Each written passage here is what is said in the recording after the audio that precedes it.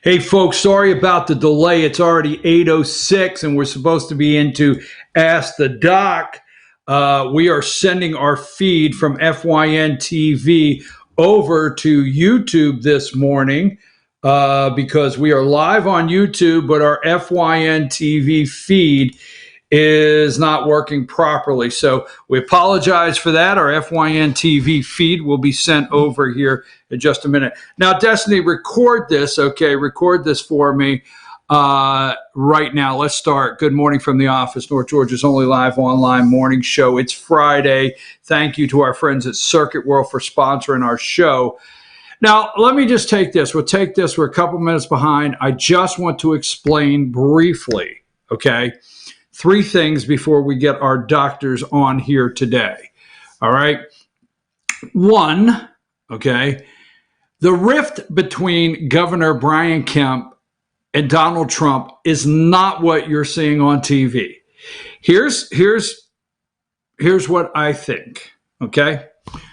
The President Trump has given Brian Kemp approximately, the governor of Georgia, 2 months to come out and make some sort of statement, my opinion, on his pick for Senate, Kelly Loeffler.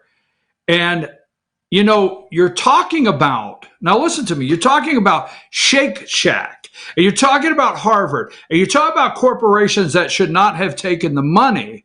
Let's look at the senators that possibly profited by trading after a confidential, closed door meeting concerning the coronavirus. So we know all those details. And I think the president is looking at, hey, you've had 2 months to make some sort of statement and maybe back out of your endorsement of the senator. That's number 1. Number 2, I think the president's thinking, okay, when everybody was asking for a shelter in place, you did not do it.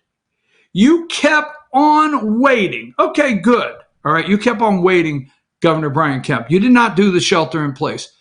Then you do the shelter in place and you come out and say what has been played everywhere, that the governor of Georgia found out asymptomatic people with the virus may be able to transfer it, and it's a game changer. That really landed like a rock. Then you put the shelter in place, and then you run to reopen. You see, it's deeper. It has given Doug Collins, without an official endorsement by the President of the United States, it has given Congressman Doug Collins an opportunity to comment where normally he would not, concerning his opponent, Kelly Loeffler, and the governor, Brian Kemp. So if you're at home and you're wondering, why does the president want to reopen, but the governor of Georgia is trying to reopen and he is really going after him, it's deeper. Tune in Monday, we'll get much deeper into this. Second, traffic must be enormous. Watch traffic in Georgia. Just a little prediction I have. Watch for Tennessee plates. Maybe Tennessee, maybe South Carolina, maybe Florida, maybe Alabama. Who knows? Believe it or not, how far will people travel for a haircut, get color, their nails, toes, massage? How far will they travel? Watch traffic in Georgia today. That may be the big concern, is how many states will come into Georgia and go back to their states. That's maybe the concern. Now, I don't know, just watch. And last but not least, put this picture on the screen. MSNBC, which, the great one, Mark Levin, likes to call, give me number 1. Okay, folks, number 1, right? There's the group. Dangerous, bizarre, insane, horrible. The President of the United States gives an update every day. This is the most dangerous network in America. Dangerous. They are un-American. They are dangerous. Not CNN. You see, most Americans accept CNN's a clown show. Most of us already know it's a clown show, okay? They try to pull off like they are news, charts, graphs, professionals. They try to present what they say are news. This is the most dangerous. Oh, it's this way. Boom. This is the most dangerous network in America. Dangerous. I'm your host, BKP. Sorry for getting started out a little early. We will be back with Ask the Doc right after these messages, and then the all-star political panel you don't want to miss. Jane will be on the soapbox. Take us to break.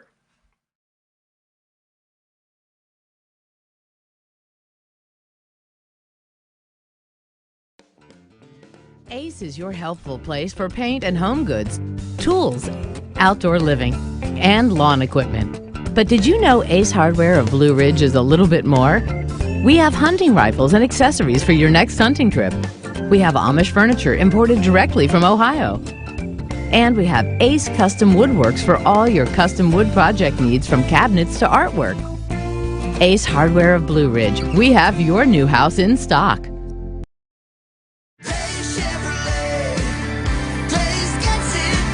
It's been 4 generations of family ownership, tens of thousands of customers, and more Chevys than we'd ever be able to count. And more than 60 years later, when we say Days gets it done, we still mean it. With the North Georgia Mountains lowest Chevy prices, a huge selection, and outstanding customer care. See Days Chevrolet in Jasper, and let's get it done. Days Chevrolet.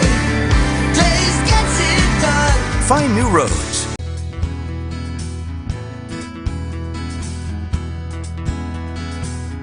Hello, my name is Chad Watkins. I'm the manager at Larry's Body Shop.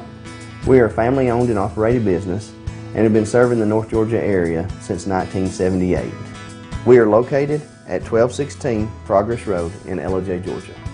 Our shop specializes in collision repair, and we work with all major insurance companies. Larry's Body Shop is ICAR Gold, the highest role of training recognized by the collision repair industry. It is estimated that only 10% of collision shops meet these standards. Our shop consists of state-of-the-art equipment such as laser measurement system, down-drive spray booth, spot and MIG welding equipment. All of our paints are mixed on-site so that we can guarantee your paint to match every time. I know that having an accident can be a stressful event.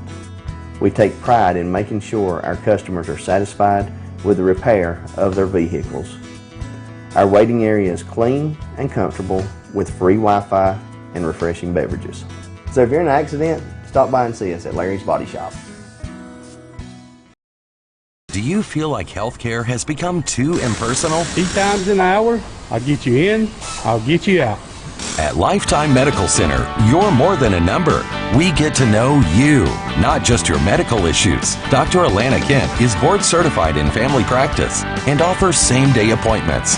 She and her staff treat conditions from minor to chronic issues. Lifetime Medical Center, convenient to Jasper and Blue Ridge. This may sting a little,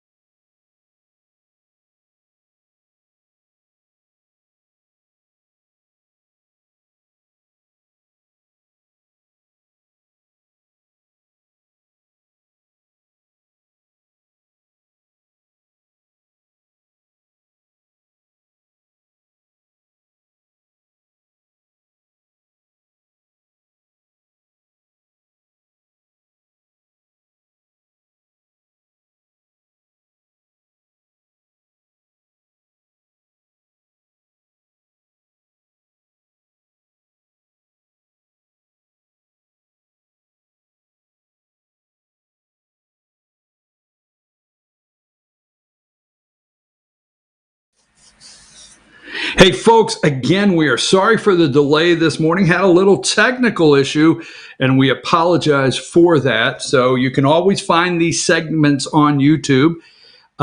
It is 8:17. We're about 10 minutes behind, and it's now time for Ask the Doc with Dr. William Whaley and Ray Tidman.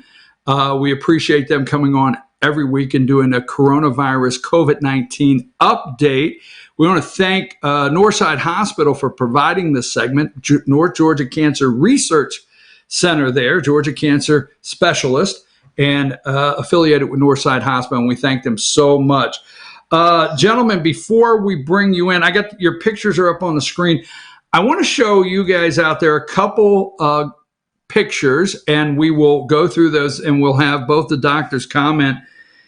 Now, we have talked about the virus in many different ways, lifespan on a surface, and we do not take this segment political, but here's where I'm going to say is what you're not getting in the news is the amount of research that's being done right now on all fronts on how to combat this pandemic. These two gentlemen know that.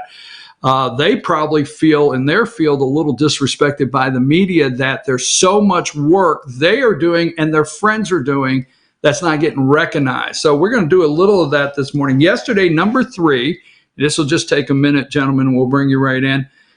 Number 3 here is William N. Bryan. He is Department of Homeland Security Undersecretary for Science and Technology. He brought out something that was very interesting.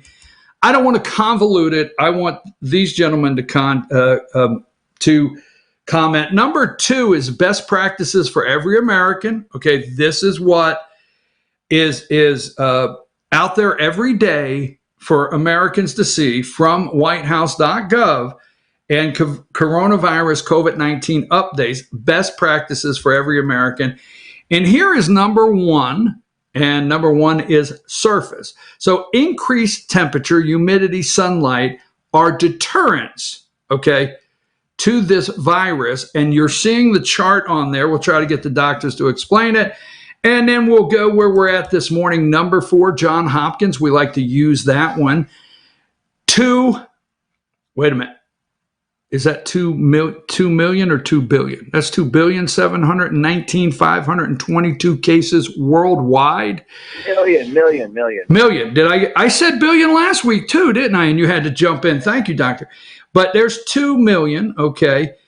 U.S., and you see the numbers, Spain, Italy, France. So I wanted to get that to you, okay. Look at the next one. These are worldwide deaths, number 5. Number 5. We have 191,228 deaths recorded worldwide. Now, here are the top 50 confirmed cases by county. I'm going to just put a couple up here. Number 6, you will see they're all isolated. The top, I have 1, 2, 3, 4, 5, 6. Number 6 there, you see Queens County, Kings, Nassau, Bronx, Suffolk, and Westchester. Every one of those counties are in New York and clustered around New York City, okay? The top 20 counties by number of deaths in America, number 7, again, because that's what I want to talk about, gentlemen, the rural versus these clusters. Top 20 counties by numbers, you have Queens, Kings, Bronx, Nassau, Wayne. As you can see, 3,000 deaths in Queens County. This is Georgia this morning. Okay, number 8. This comes from the Georgia Department of Health website. Number 8 there. 828,441 cases confirmed. I'm sorry, not Georgia. We'll get to Georgia in a minute. God, Georgia, you're taking back. This is U.S. numbers. Sorry about that, doctors. U.S. numbers. 828,441, 46,379 confirmed deaths in America. Now we have Georgia, number 9. Georgia shows 21,883 cases, and we come to 881 confirmed deaths. Now, I took this from their websites at 6 a.m. this morning.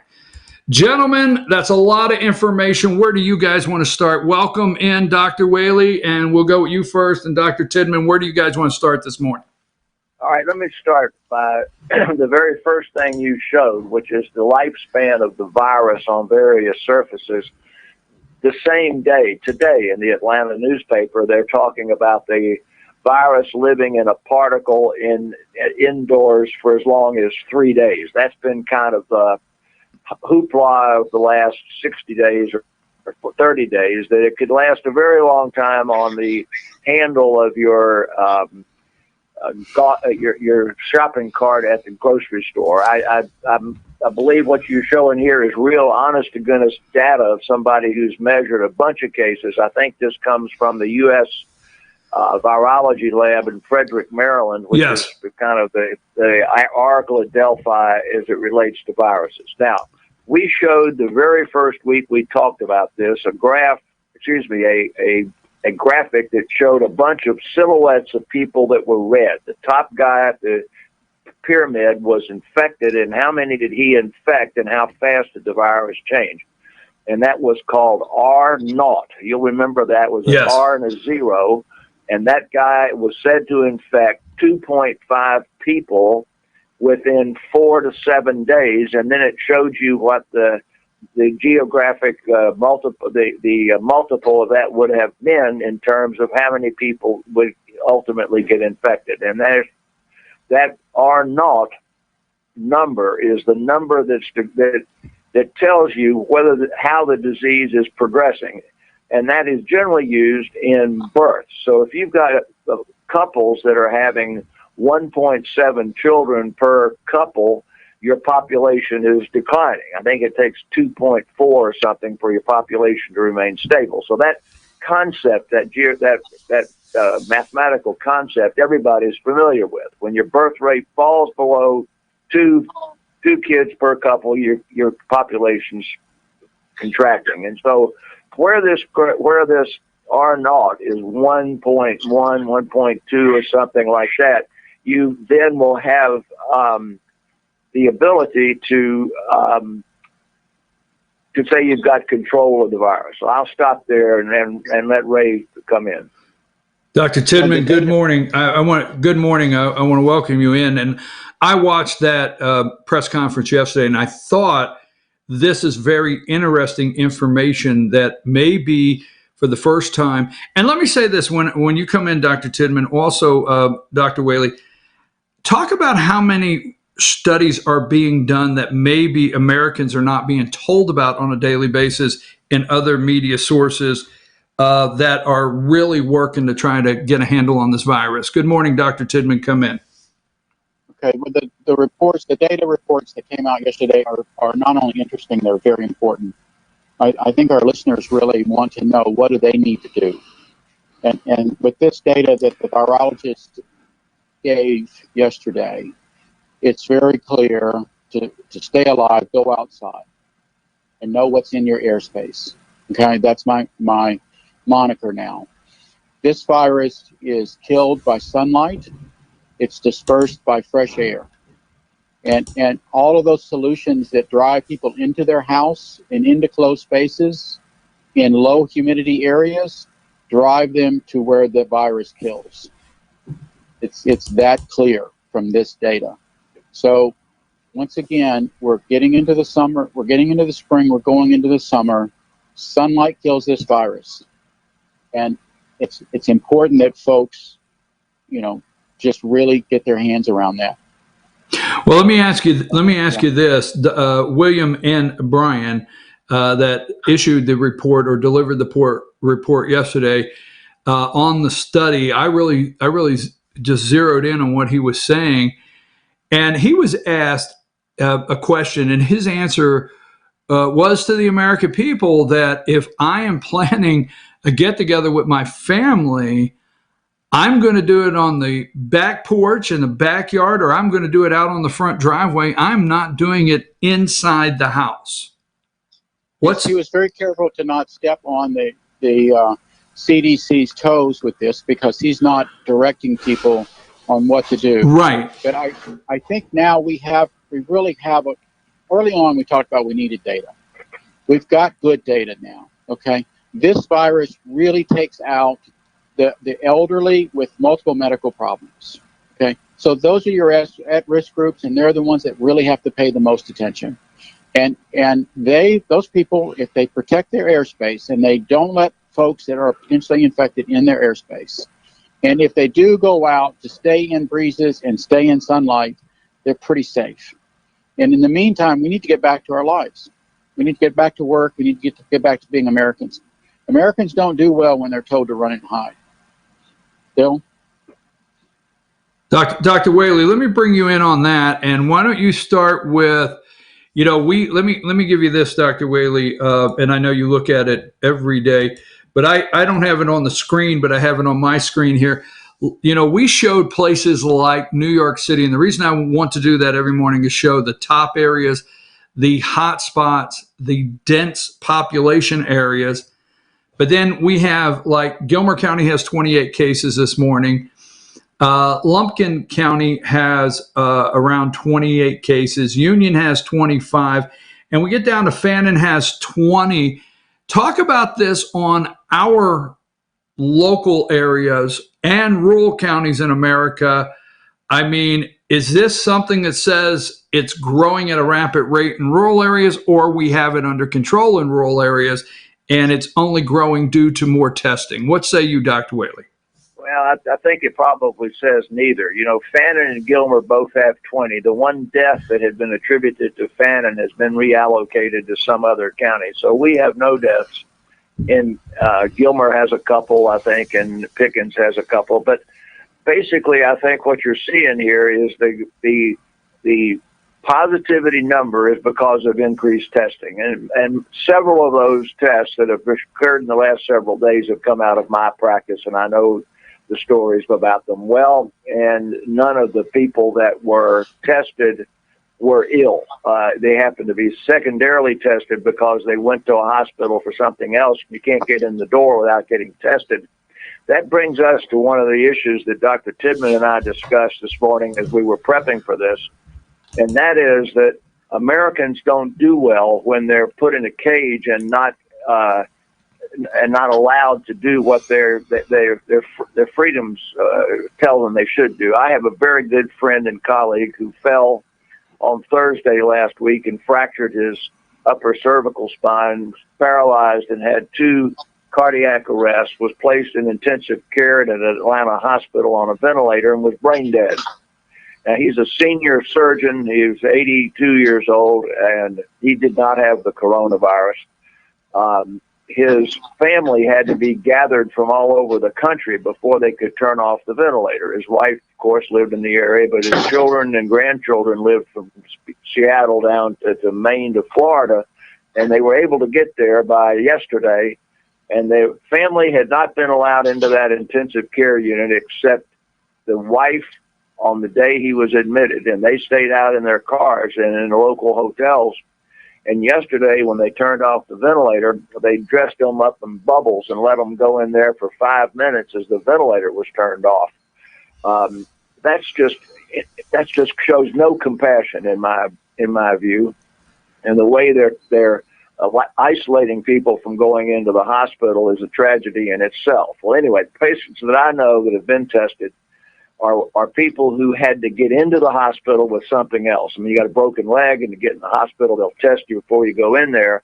And both of the patients that are mine went to a hospital for another disorder, and they tested them for the virus before they let them in. Both of them had the virus, but neither was sick from it. Both of them had other medical problems. And so I think that as we test more people, and I know that they've got testing up in a practice up behind the Zaxby's over there, and Dr. Tidman has testing available in his own practice here where they can come out in the street, you're going to have a lot more positive cases. Because you know that in New York, they went to a Costco and they tested grocery shoppers, 3,000 grocery shoppers walking in the front door who all were well. And I think the number was 12.5 or 15.1 or something.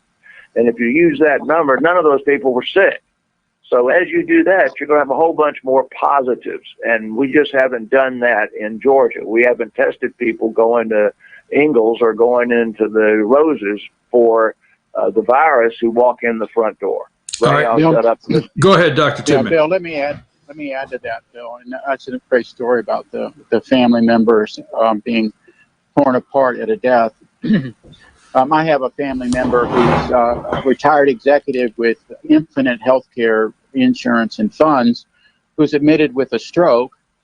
He's alone in his room. His family's not allowed to be with him, and he just has the sterile treatment going on over the fear of this virus.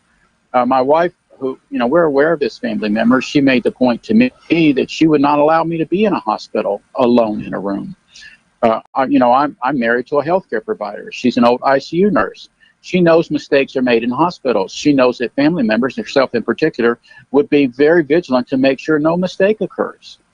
There's not only the social need of the patients, but there's also the oversight that families bring to care. Now, nobody's paying attention to this. They're all locked down because of fear of this virus, and this fear needs to go away.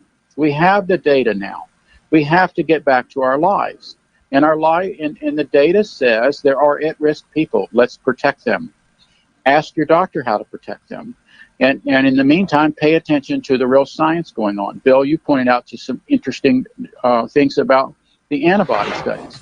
Based upon those numbers, if we project those numbers into Fannin County, there are 1,000 to 2,000 people in this county who have had the virus. Now, sooner or later, we'll test them and see that number. That doesn't mean the virus is increasing or growing. It just means it's been here a lot longer than we know, and it's out there. So we need to go on with our lives. I can't emphasize that enough. We need to be positive, and we need to put our chins up and do the right things, protect ourselves, protect our airspaces, and be careful for those who are at risk. Let me ask a quick question here, because I try to, when we do this on Friday mornings, I try to do this from the side of, hey, I'm an American out here, and I've got some questions, and I don't know, nobody is clearing up with me why governors are saying, you can go do this, and we're going to relax this, but family funerals with some kind of distancing plan is not considered. Hospital visits are not considered. And I don't want to take up our time, but I thoroughly understand every American, and I could say every American that has a loved one in the hospital and being told you can't come in to visit. So we're a little concerned on, okay, I have a haircut planned for 4:00. I got it planned for 4:00. And I have made a decision to go in, and the person has made a decision. There's 2 people involved to cut my hair. So, but at the same time, I could see somebody wanting to go in and see a loved one. Talk about re-entering the norm, both of you, where we're at, and what you may feel about Governor Kemp and some other states that are re-entering and what we call the norm. Go there, Dr. Whaley, with that. All right. I believe that we need to get back to normal activity. I believe that Manhattan and Detroit are certainly places where you should not be going back to normal Correct. Activity. I believe that Idaho and Montana and North and South Dakota are. As we said, Ray and I, our little secret parlay this morning, Fannin County has 20 cases. We got plenty of outdoor space there. I was shocked to hear that one of my patients went over to the Benton Mackay Trail, I think on Wednesday, to take a hike by herself, and there's a big sign there saying closed. I believe that this data that we just saw from Frederick, Maryland, would tell you that it's probably safer for you to be on the Benton Mackay Trail than it is to be driving down 515. So I would have rolled out Georgia a little bit more, kind of like spot, and see what happened. And I would have chosen some of these North Georgia counties. Right. You go over to Hall County, where Gainesville is, and they have a huge number of cases. So I would say where you've got the chicken plants and you've got that sort of stuff, you probably ought to keep people at home. But where you got a rural county like this one, I think we probably could open up. And I need to get in the gym, and I don't think we should open the gym. And I need a haircut, and you can easily let one person in the shop at a time. Yes. And get a haircut. But I like what you said in spots. So, Dr. Timmon, what say you on some of the reopening?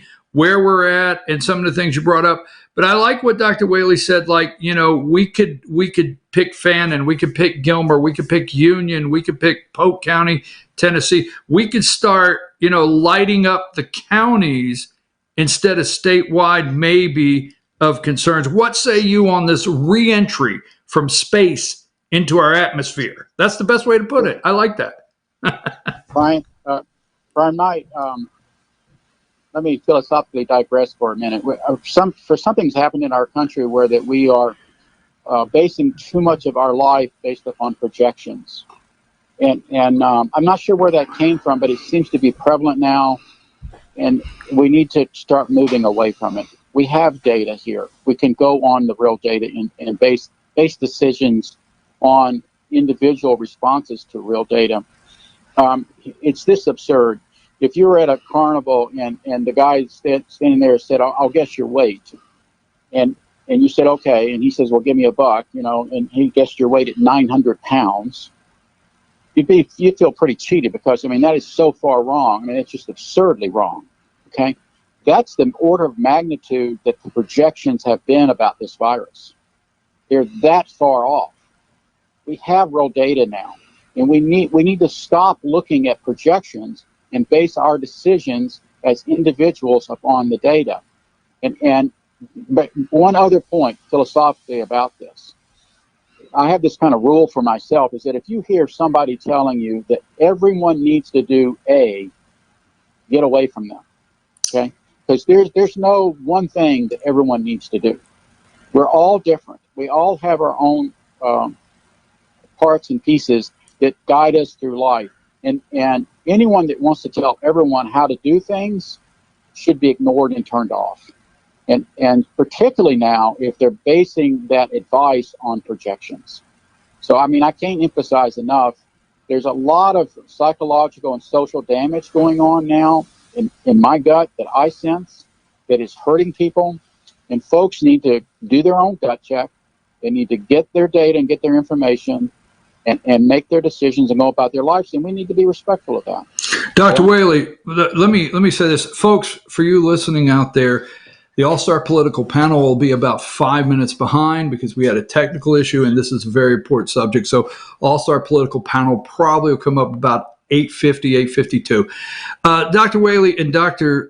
Tidman, this is, you know, you may say, are you going to keep asking this question? But we continue to hear it. There's two things I really want to make sure that our viewers get. And we understand, like you said, I for one wouldn't go to New York City right now. And it's kind of sad. A lot of people like to go to New York City for Christmas and different holidays and the Macy's Thanksgiving Day parade. I get it. But yesterday watching, I continued to hear the mask. And when I was talking about the UV rays outside yesterday, it is a sneeze, and how far, and it's a sneeze, and how far and how many particles. Brian, let me jump on that. I know where you're going with that, and let me be real clear with this. Go ahead. The mask has been really confusing for folks. Wear a mask if you don't know you have the disease. Certainly wear the mask if you're coughing and sneezing because you're trying to keep your air and those particles with you. Right. Okay. But if you are an at-risk person, get to your healthcare provider, go to a hardware store, get an N95 level mask and wear that. That mask protects you. That mask stops the virus from getting inside of you. So the answer to that question is tailored to the individual. One solution does not fit all. The mask in general public, where you might be coughing and sneezing, generally protects other people from what you may be spreading. It's a courtesy thing that you're doing. But those people at risk, just like healthcare providers, we need to find them the proper mask. And if they go around or possibly around someone who is an unknown, they should have that mask on. But so that goes back to this focus is individualize the treatment and the care and work with your doctors and your healthcare providers to figure out what that is. Dr. Whaley, on that subject, I'd like to you could comment on that, but I'd like to move also with you to the testing. I mean, the media testing, every question testing. Is it going to be necessary for me to test, or necessary for public places to have somebody out at the door taking your temperature? We don't do that for anything else. Is this virus something that we have to have contact tracing and testing? Go ahead, Dr. Whitley. Oh, absolutely. To get rid of the virus at the end of the day, you've got to have contact testing, contact tracing, and we do not have that in Georgia. The infrastructure has not existed, but that's the way every disease, whether it's tuberculosis or venereal diseases or whatever, have been eradicated. So you're going to have to, sooner or later, you're going to have to test the cases to know who got infected. But at the end of the day, if you assume that you did not have the ability to test contacts, then you'll have these episodes like that funeral down in Albany, yes, Georgia, where 40 people got infected. One of the big index cases was 5 people in a family of 7 in Freehold, New Jersey, got hit someplace or other, and all got sick. So there are these super spreaders, and you're going to have to be able to test. You're going to have to be able to test those people. But here's the thing that I believe that we as a country have to figure out is how much assurance are we going to allow the government or the guy who runs the movie theater to have that the people that go in and go out are, quote, free, you know, and everywhere in the world, but you know, in Asia, they're following people by their cell phones, and they know whether they're positive or not. And if they're not positive, if they're not known to be negative, they got to stay at home and all that sort of stuff. We're not going to be able to have Americans do that. Now, we require that our children get immunized against certain diseases before they start to school, and we're comfortable with that. So somewhere between we're comfortable with having people get immunized against things to go to school and making everybody take the shot or get the blood test, because testing your nose is no good.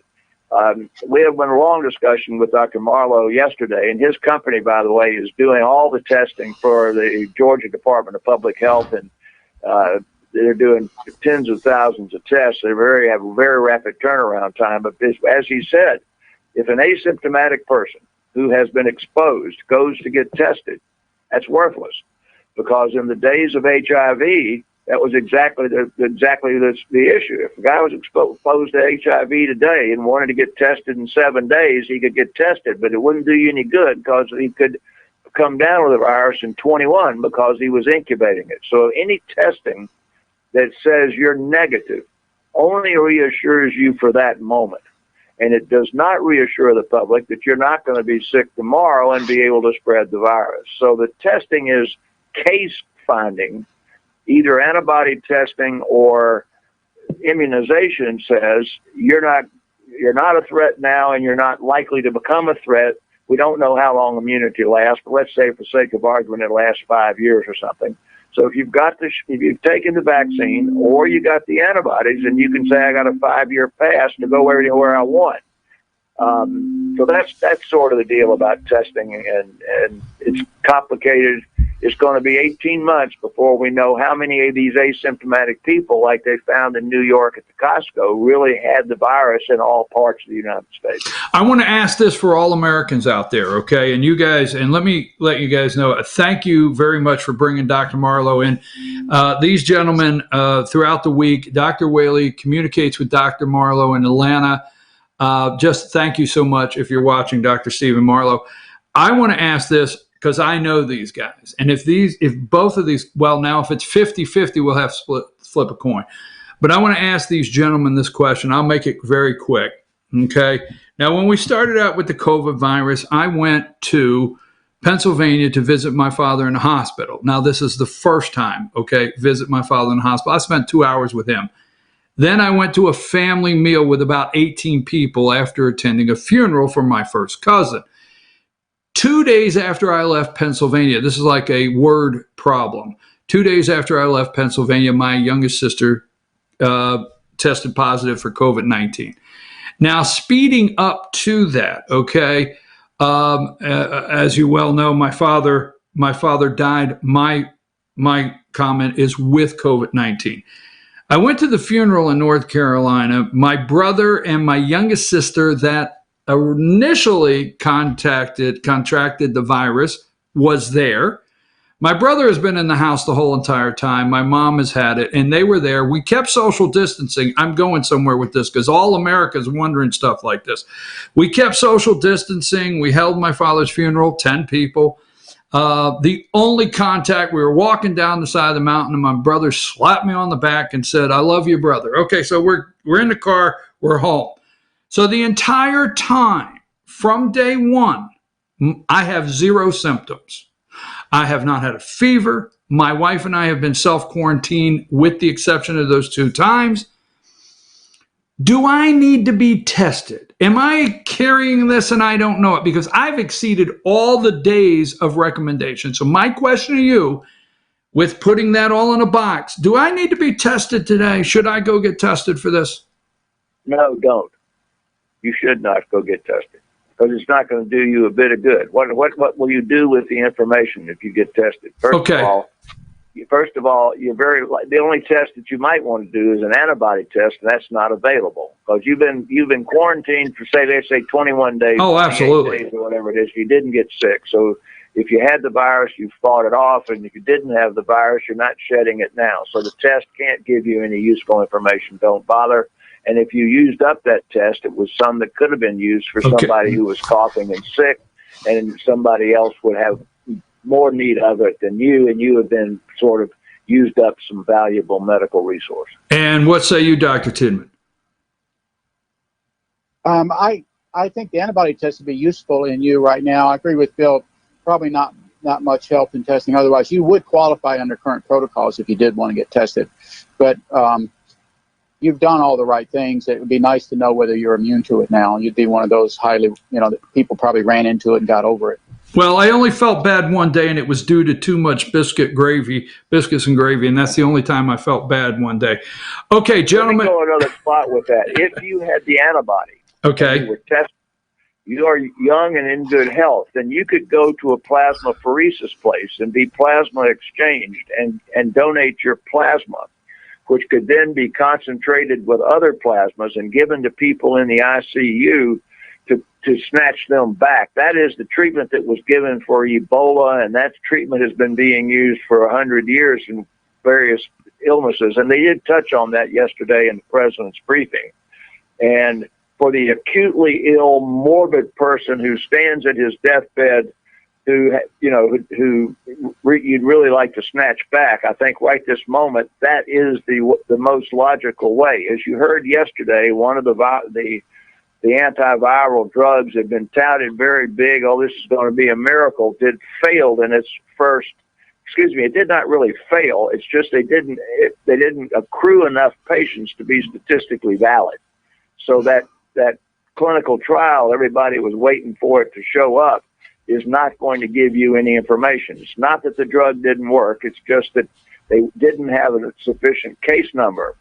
And there has been another clinical trial that has not been. I did not see it on the pre-publication website, but that I heard allusion to that was done. I forgot some hospital in New York City that was a chloroquine Zithromax trial, and it was done in right in one hospital and not in bunches of them, and that they did not see a statistical improvement in the people that got the drug versus those that were not treated. That was not placebo controlled. So again, you have to throw that thing out at the end of the day, but it did not say that chloroquine was a magic drug, and people have been thinking, gosh, I hope chloroquine is a magic drug. So I feel at the moment we don't know that there is how penicillin kills strep throat, period. That's what just does it.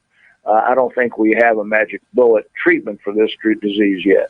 All right, we're going to take about 3 more minutes because I have 3 people over in the green room, I jokingly say, that are waiting. But I do want to ask this, and it needs to just quick answers. Dr. Tidman, is it time to open hospitals back up to what's called elective surgery? And let's be clear, That could be knee, hip, a lot of things, not what some people may think it is. Is it time, Dr. Tidman? And what say you, Dr. Whaley? Go. Yes, it's time. And the hospitals have been economically severely damaged by shutting them down. So absolutely, it's time for them to get back to work. Dr. Whaley. I agree with that. Johns Hopkins laid off staff yesterday, cut the salaries of their senior people, cut out all investment. And Johns Hopkins is one of the great centers of virology. They got a bunch of empty beds. Redmond Park Hospital has 260 beds and 100 patients in it. This virus has emptied hospitals. It has emptied doctors' offices, and they are among the most vulnerable to economic hardship because of the virus. And I think that they should open up anything that they can reasonably open up. And I'm certain that the protocols for elective knee and hip surgery and that sort of thing, maybe not facelifts and cosmetic. Well, you're exactly right, because Dr. Whaley, I'm sorry to interrupt you, but you're 100% right. You know, we hear elective surgery and I do not think they clarify, but if you're sitting at home in an enormous, excruciating knee pain this morning, that's being called elective surgery, and you'd like to get that knee replacement, correct? That's correct. All right, let's move to this. Hate to put it in a 1-minute box, but you guys work so hard throughout the week. You are on the front line, and you actually come here wanting to make sure our audience hears something. So what was that for you, Dr. Tidman, this morning? What do you want to go away with, making sure the audience hears that this morning from you? There is enough data out there for people to make informed decisions about living their lives, and that we should be encouraged by that. We should move away from the political spin that's on all of this and get rid of that angst and try to move back to our lives carefully and in a studied fashion. And we need to particularly pay attention to those at-risk folks. That's where our attention needs to be now. And you, Dr. Whaley?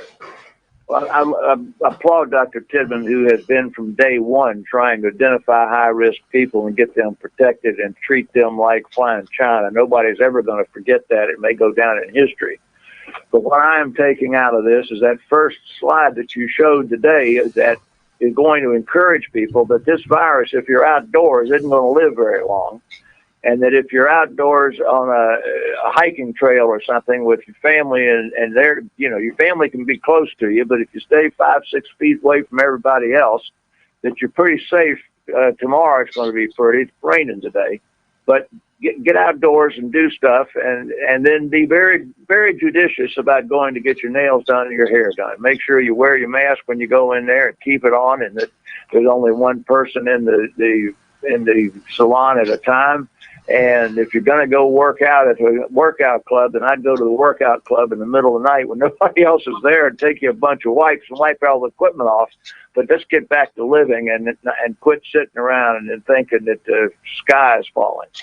Dr. Whaley, Dr. Tidman, you guys have great days. We appreciate a great day. We appreciate you very much. Thank you for all you do for this community. And I'm going to call it this community no matter where you're listening.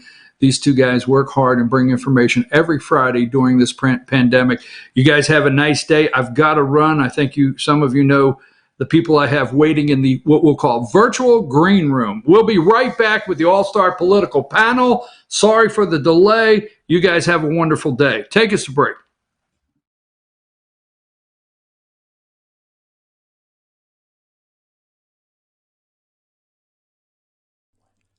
In 1981, Reed Nicholson began selling tires out of an old barn in Mineral Bluff. Little did he know that he had just laid the groundwork for the most trusted names in automotive services in the Blue Ridge area. In 1997, Nicholson Tire Center became what it is today, holding the same values of faith, family, and great customer service. 2 locations to serve you, and the Blue Ridge location is currently expanding to offer fast service and the largest U-Haul provider in Georgia. Nicholson Tire Center, Blue Ridge, and Mineral Bluff.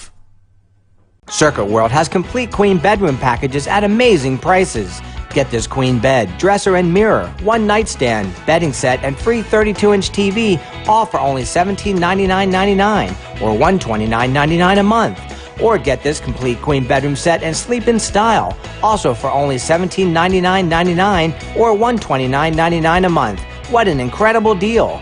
Stop in today at one of our 5 locations and get the furniture you've always wanted at Circuit World. I'm Jeff Riblett, President of Asset Protection Group. As a certified financial planner and with 20 years experience, I've helped thousands of families and business owners create a tremendous amount of wealth. Fortunately, most of that wealth has been protected. Don't allow an unforeseen life event, such as a nursing home stay or the next market meltdown, destroy your family's wealth. Be smart. Call me. Let's determine how best to protect your assets and preserve your wealth.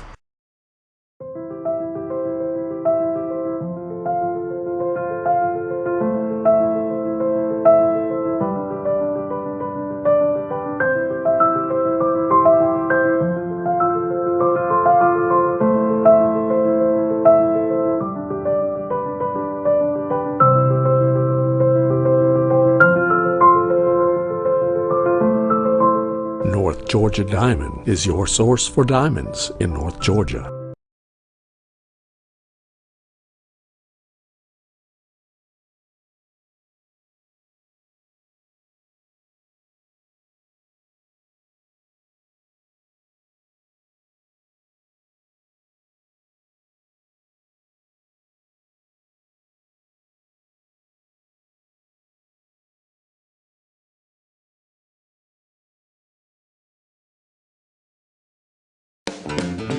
Ace is your healthful place for paint and home goods, tools, outdoor living, and lawn equipment. But did you know Ace Hardware of Blue Ridge is a little bit more? We have hunting rifles and accessories for your next hunting trip. We have Amish furniture imported directly from Ohio. And we have Ace Custom Woodworks for all your custom wood project needs, from cabinets to artwork. Ace Hardware of Blue Ridge. We have your new house in stock.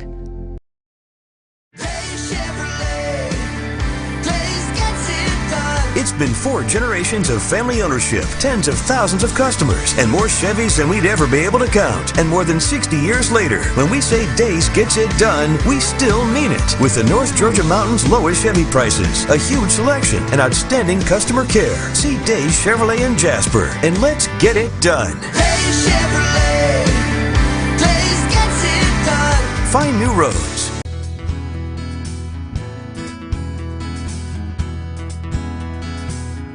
Hello, my name is Chad Watkins. I'm the manager at Larry's Body Shop. We are a family-owned and operated business and have been serving the North Georgia area since 1978. We are located at 1216 Progress Road in LOJ, Georgia. Our shop specializes in collision repair, and we work with all major insurance companies. Larry's Body Shop is ICAR Gold, the highest role of training recognized by the collision repair industry. It is estimated that only 10% of collision shops meet these standards. Our shop consists of state-of-the-art equipment such as laser measurement system, down-drive spray booth, spot and MIG welding equipment. All of our paints are mixed on-site so that we can guarantee your paint to match every time. I know that having an accident can be a stressful event. We take pride in making sure our customers are satisfied with the repair of their vehicles. Our waiting area is clean and comfortable with free Wi-Fi and refreshing beverages. So if you're in an accident, stop by and see us at Larry's Body Shop. Do you feel like healthcare has become too impersonal? 3 times an hour, I'll get you in, I'll get you out. At Lifetime Medical Center, you're more than a number. We get to know you, not just your medical issues. Dr. Alana Kent is board certified in family practice and offers same-day appointments. She and her staff treat conditions from minor to chronic issues. Lifetime Medical Center, convenient to Jasper and Blue Ridge. This may sting a little,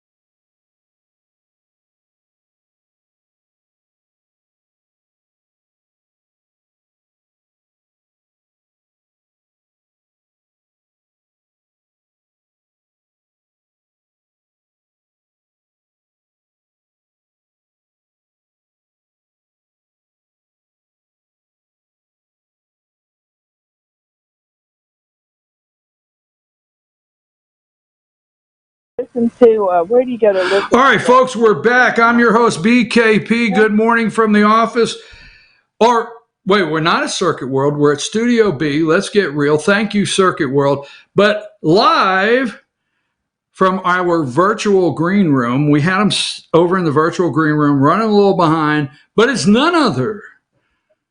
I wanted to introduce them. Great for having them up. I was going to pop them up one at a time. There's Bruce, and there's Jane, and there's Rick. And folks, about 9:20, Jane's taking the soapbox. You're going to want to be ready for this. Hey, guys and gals, welcome in. How are you today? Bruce. I'm doing great. Thank you. Oh, well, good. Glad you're doing great. Anything else? All right, that's it. That's it. Jane, how are you this morning? Asking everybody how they were doing. Jane.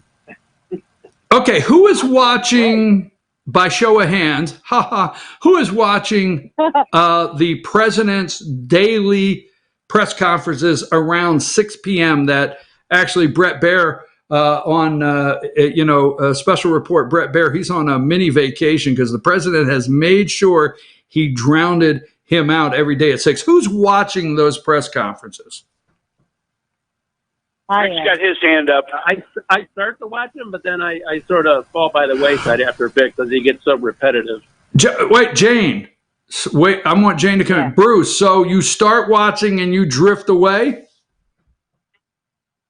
Yeah. When he starts getting into some of the same stuff he's talked about, or, then he gets Fauci up there and they're saying pretty much the same thing. It gets repetitive.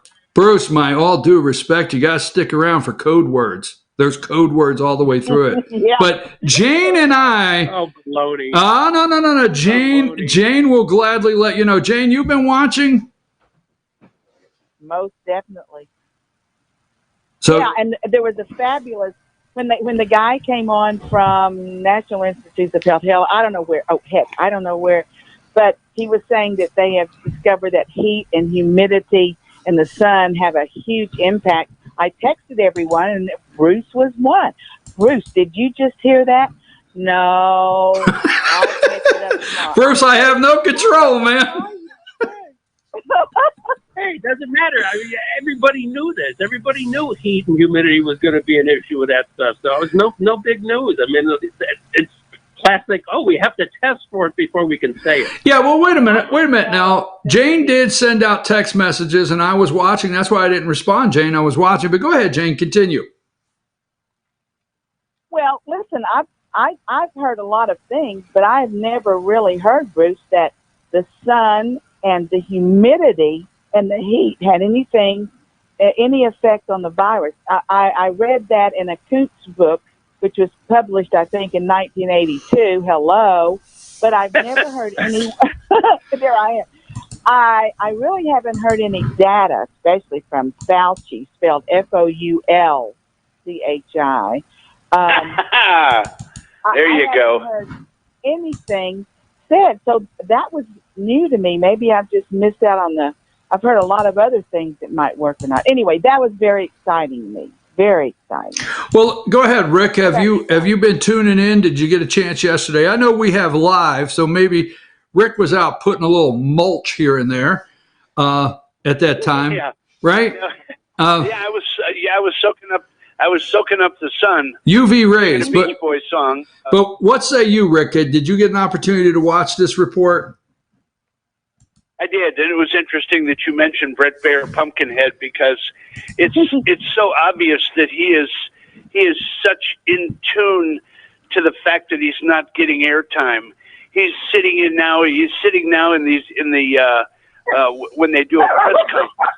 He's appearing on the 5 because he's got no place else to go at 6 o'clock.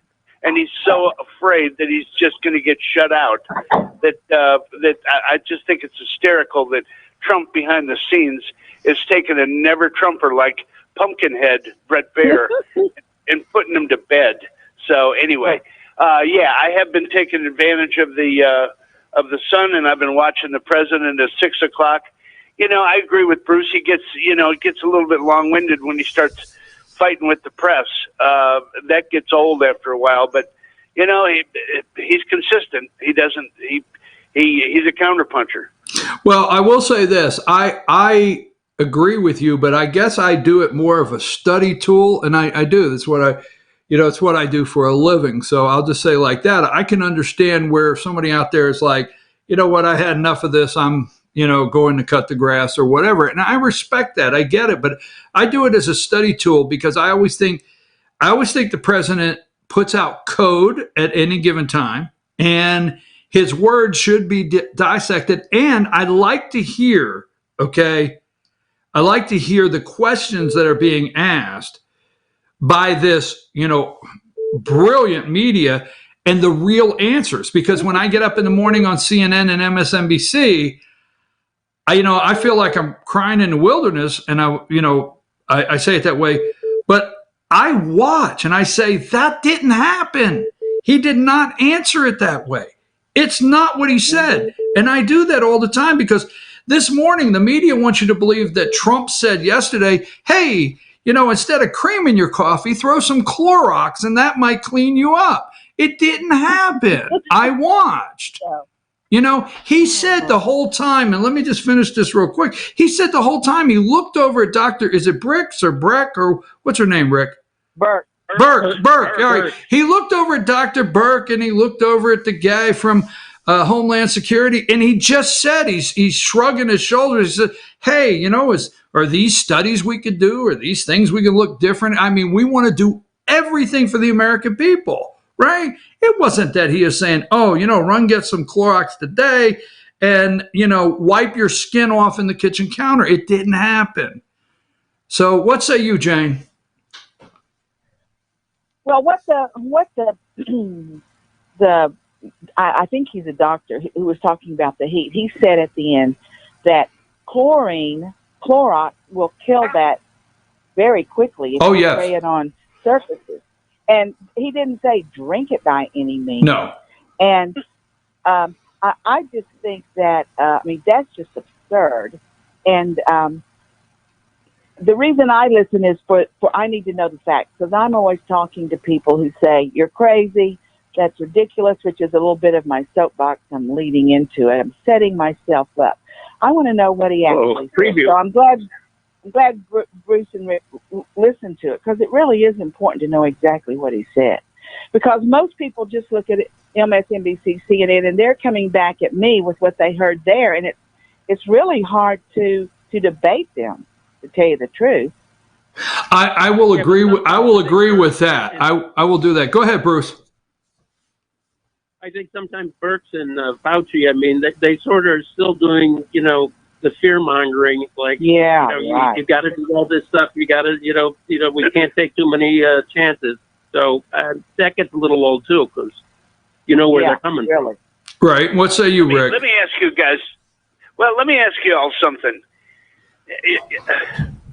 I've been really just, doing a lot of soul searching and really looking at this whole thing. We all have, Rick. We all have. We've got time. We're all soul searching. No, but Go ahead, Rick. Go ahead.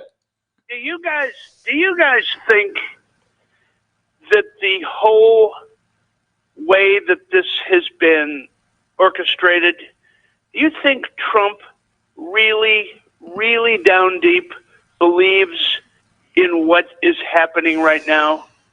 Or do you think that he just felt pressure by Fauci, Birx, WHO, whomever, that he had to do something? Keep in mind, we've had presidents use war on drugs, war on poverty, war on terrorism, now war on climate change, war on COVID. We spend billions of dollars on all these wars that never get won. The only real war we ever get into are the conflicts where countries are invading or killing. Those are real wars. Is this a misnomer that we've got? You think Trump really is sitting back going, shit, I cut the entire economy down because for something, and at the end of the day, I've helped pick winners and losers. You know, if we want to protect a little piece of the population, and this is probably just really off base, but you know, why do we look the other way when we kill 700,000 babies a year? When we're trying to protect 40,000 80-year-old people that have underlying causes that, you know, came out in New York that said, oh, by the way, 40% of the people that have died, you know, probably were going to die anyway at some point in time in the near future. All right, Rick, let me, no, that is great. No, that is great. Let me box that right there and move it over to Bruce. Bruce, go with what Rick is talking about. And I think all three of us understand where he's going with that, but go with that, Bruce. What say you? I think he was, you know, walking a very fine line, you know, with re-election coming up and all the media pushback and the impeachment stuff. I think he's walking a very fine line, and I do think he got pushed into a lose-lose.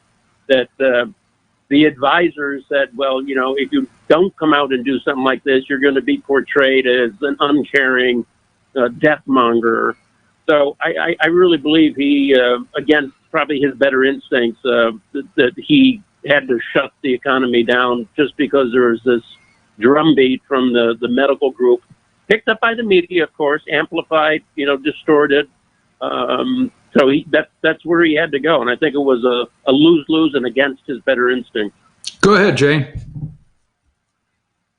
Well, if you look who's driving the boat on all of these things, abortion, that's the liberals.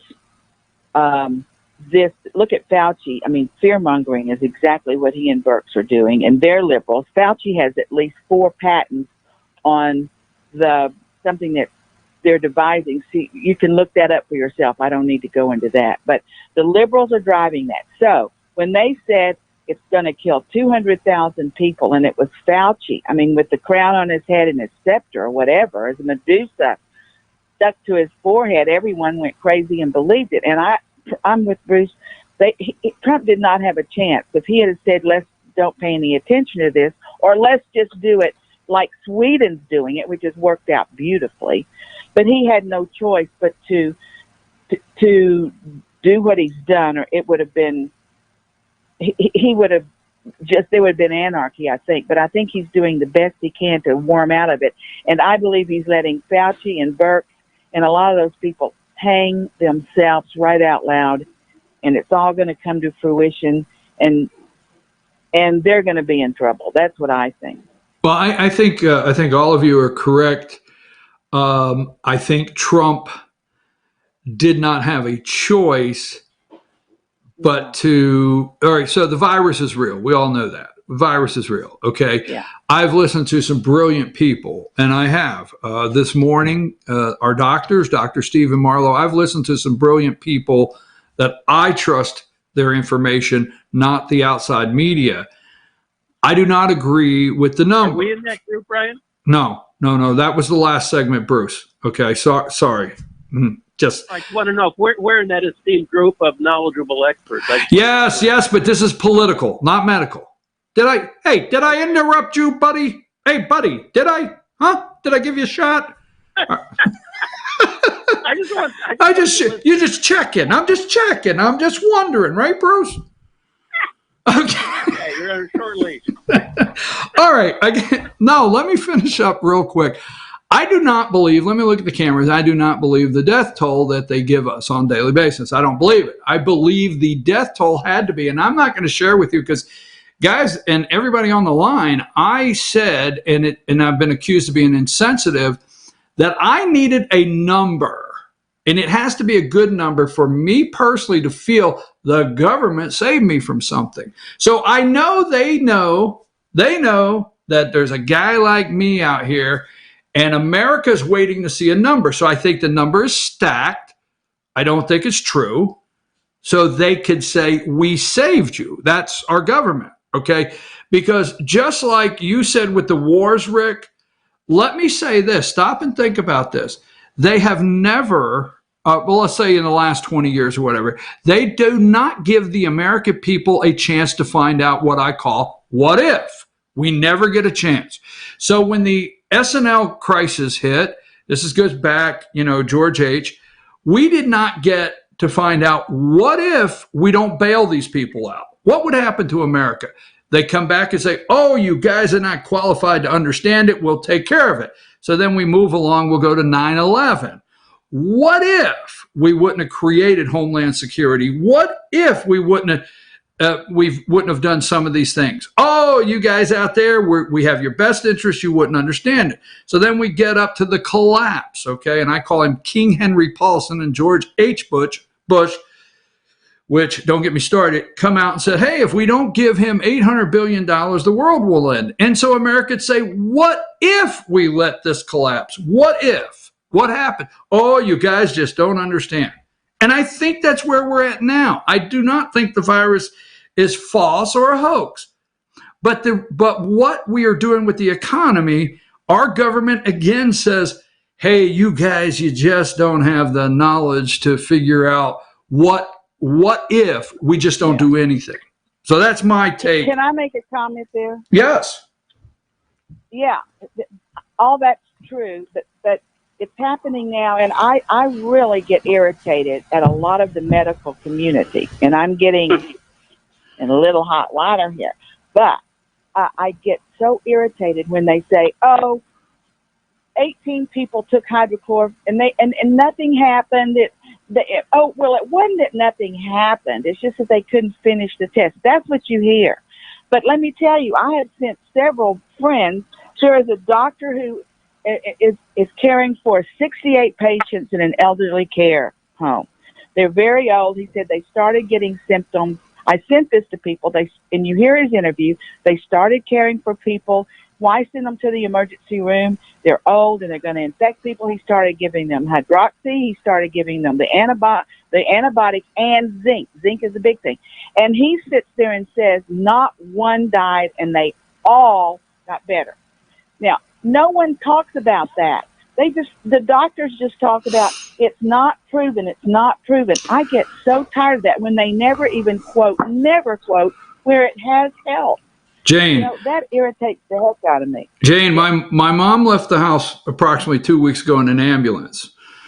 Much like my dad, we thought, because that's the last time we saw my dad alive, leaving the house in an ambulance. Right. Okay, so my mom left the house 2 weeks ago in an ambulance, and it put fear in all of us kids. Was that the last time? I'm not even there. That we're gonna see our mother. My mother went to the hospital, tested positive for COVID-19. They did a full course of hydroxychloroquine, okay? With my mother, they did the full course. Antibiotics, zinc. With antibiotic. Yes. My mother is home today. My mother called me yesterday and told me there was no reason I couldn't get a haircut now. Okay? So that being said, I agree with you, Jane. They want to run and report on this test that they really are not accurate on. And what you're saying, I agree with 100%. So I don't know 100%, they only Jane. Tell us about the negative. Right, but my mom is home today. That's where I go with that. Right. Hello. That's perfect. All right, folks, we have to get into all of these bailouts. What we're going to do with the states? Are they going to get free money? We got to talk about what's going on in Georgia. But it's time. I want to build this up. I got to get music and everything. I'm going to get the music, everything. It's time for the All-Star Political Panel Soapbox. And today, Jane, we're just going to back away. So we've got Rick and Bruce off the screen, and I'm going to stay quiet. They're going to stay quiet. There's the soapbox. Jane, go. Okay, my stopwatch is running. So this is just kind of an overall thing for me. And my soapbox today is the whole concept of conspiracy theory and how it's operating today. But I just want to quickly read the definition for conspiracy. Just conspiracy is an agreement to perform together an illegal, wrongful, or subversive act, a group of conspirators, or blah, blah, blah. So 4 people conspired to kill Lincoln. 4 were hanged, and we got Wilkes-Booth. They conspired to do that. Rick and I and Bruce can get together and conspire to rob a bank. We are conspiring to do that, and that's breaking the law. Now, the definition of theory: scientifically acceptable general principle or body of principles offered to explain a phenomenon, a hypothesis, assumed for the sake of argument or investigation. All right? Einstein had a theory. Then they proved it. By the way, some people are saying that it wasn't correct. They've unproven it, but that's another story. But there are plenty of theories that then were proven. So, a theory that rejects the standard explanation. Now, this is for a conspiracy theory. This is the definition of it. A theory that rejects the standard explanation for an event and instead credits a covert group of organizations with carrying out a secret plot. They have no proof. So then I did a little more investigating, and I learned, I don't know if it's true, but they said that conspiracy theory was coined with John F. Kennedy's death, because the Warren Commission came out, and then maybe a year later or two, people came out saying, I saw this, I heard that, his head was pictured differently. The doctor said, hey, wait a second, we did the autopsy and it didn't look like that. Those are facts. But what the Warren Commission and the powers that be did was say, those are nitwits. That's a conspiracy theory. They created that and then made everyone who was bringing forth real information. It wasn't just, I think, they are nuts. And that's where conspiracy theory started. So let me see what time I got here. 2 minutes and 19. I better hurry. So my theory I'm going to give you today is quick. It's based on facts. So my theory is that the COVID virus is enabling the globalists to strip our rights and take away our liberty, and that they are in a conspiracy. Remember the story about the frog? The frog you put in cold water, thank you, Rick, and it gets warm and it doesn't even know it's getting warm and then it dies. The Pope just came out and said, when you're in sin, you're in the black. You can't get to the light. But then when you're in the black for so long, you don't even want the light. That's what they're making us do. Because here are my facts. These are facts. They tell us to stay home. The government can come in and take you out of your home. One governor said no gatherings. First it was 10 or more, then it's none at all. No church, but you can go to Walmart. You can't even have a church service in your car, but you can go to Walmart and park right next to them and do whatever you want to. No hiking. Purchase only certain items. You can purchase wine, but you can't purchase seeds. I mean, give me a break. So these are things they are taking away from us, and we're just going to get used to it. They back off. People say it's never going to be the same. It's always going to. Well, that's what they're telling us in our heads, and we cannot stand for that. So I believe this. My theory is it's a real conspiracy of the globalists to slowly erode our rights. The end. The end. Jane. Good job, Jane. Jane, well done. Well done. Very well done, because I was listening and, I excuse my dry cough. No, don't everybody get excited. But I was listening, and you're 100% right. Rick sent me an email, and you guys always send me great information that I go through, and it's not about our health. And I'm sorry to say that. I believe there's great doctors out there that are trying to stop this virus, but you can't tell me that if the contact, it's okay to go in and go to a flower shop, and it's okay to go in to these major stores, and I see the people out there. It's okay to do that, but you can't ride two in a car. I think in Michigan, she's got it down to one in a car. You can't have two, and you can't buy seeds. And I agree with you. The power. So let's go there, Rick. Are you concerned with the power these governors and the power these commissioners and mayors have now? And are you concerned that they will not relinquish that power to you, the American public? Absolutely, and I agree with everything Jane said.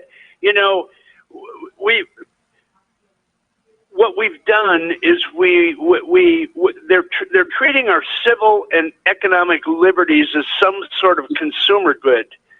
Even a luxury that we can only be allowed to have in the good times. But when the going gets tough, the government needs to take over, and everybody else should step back and move into confinement if necessary. Everybody takes a risk in their life. That they have an innate people, Jane and Bruce, we all have an innate desire to protect our own lives and the lives of our families. I mean, that's got a really high importance. But, when we put that into perspective, to protect your life, you need food. I need to work. I need to expose myself to all kinds of risks that are associated with leaving my safe place. That's what we go through on a regular basis. We've given that up, and we've become subservient, and that's why I'm going to make myself, and I'm moving on. I'm going to make myself the loser this week for putting up with this crap so long and not really seeing the fact that, when it comes to protecting our lives, the only question we've got is how much risk am I willing to take? And who's there to depend on me if I don't? So sorry, I got No. Rick is bringing it. Bruce, I want to bring you in, but I want to say something quickly. I want to take this. I want to bring this home right here in North Georgia. We'll bring this home, and I'm not just picking out one industry, but as you well know, and folks out there, you can apply this to anywhere you live. But here in North Georgia, cabin rentals is an enormous business. You like to come up here, enjoy the mountains, hike, fish, kayak, whatever. Great. But let's drill it down to a husband and wife that decided they're going to get a pickup truck, a vacuum cleaner, and they're going to be husband and wife cleaning company. Okay, no problem. It's two of them. They get up in the morning, and maybe husband and wife can't get along. He has to get somebody else. Oh, I just implied it's her fault. Sorry. But anyhow, husband and wife cleaning company. So they get in the little pickup truck, and they got 19 clients. And they go in, and you stay and leave, and they change the sheets and get the trash out of there and clean everything up. Make sure you got soap and all the above, right? Now, they're at home.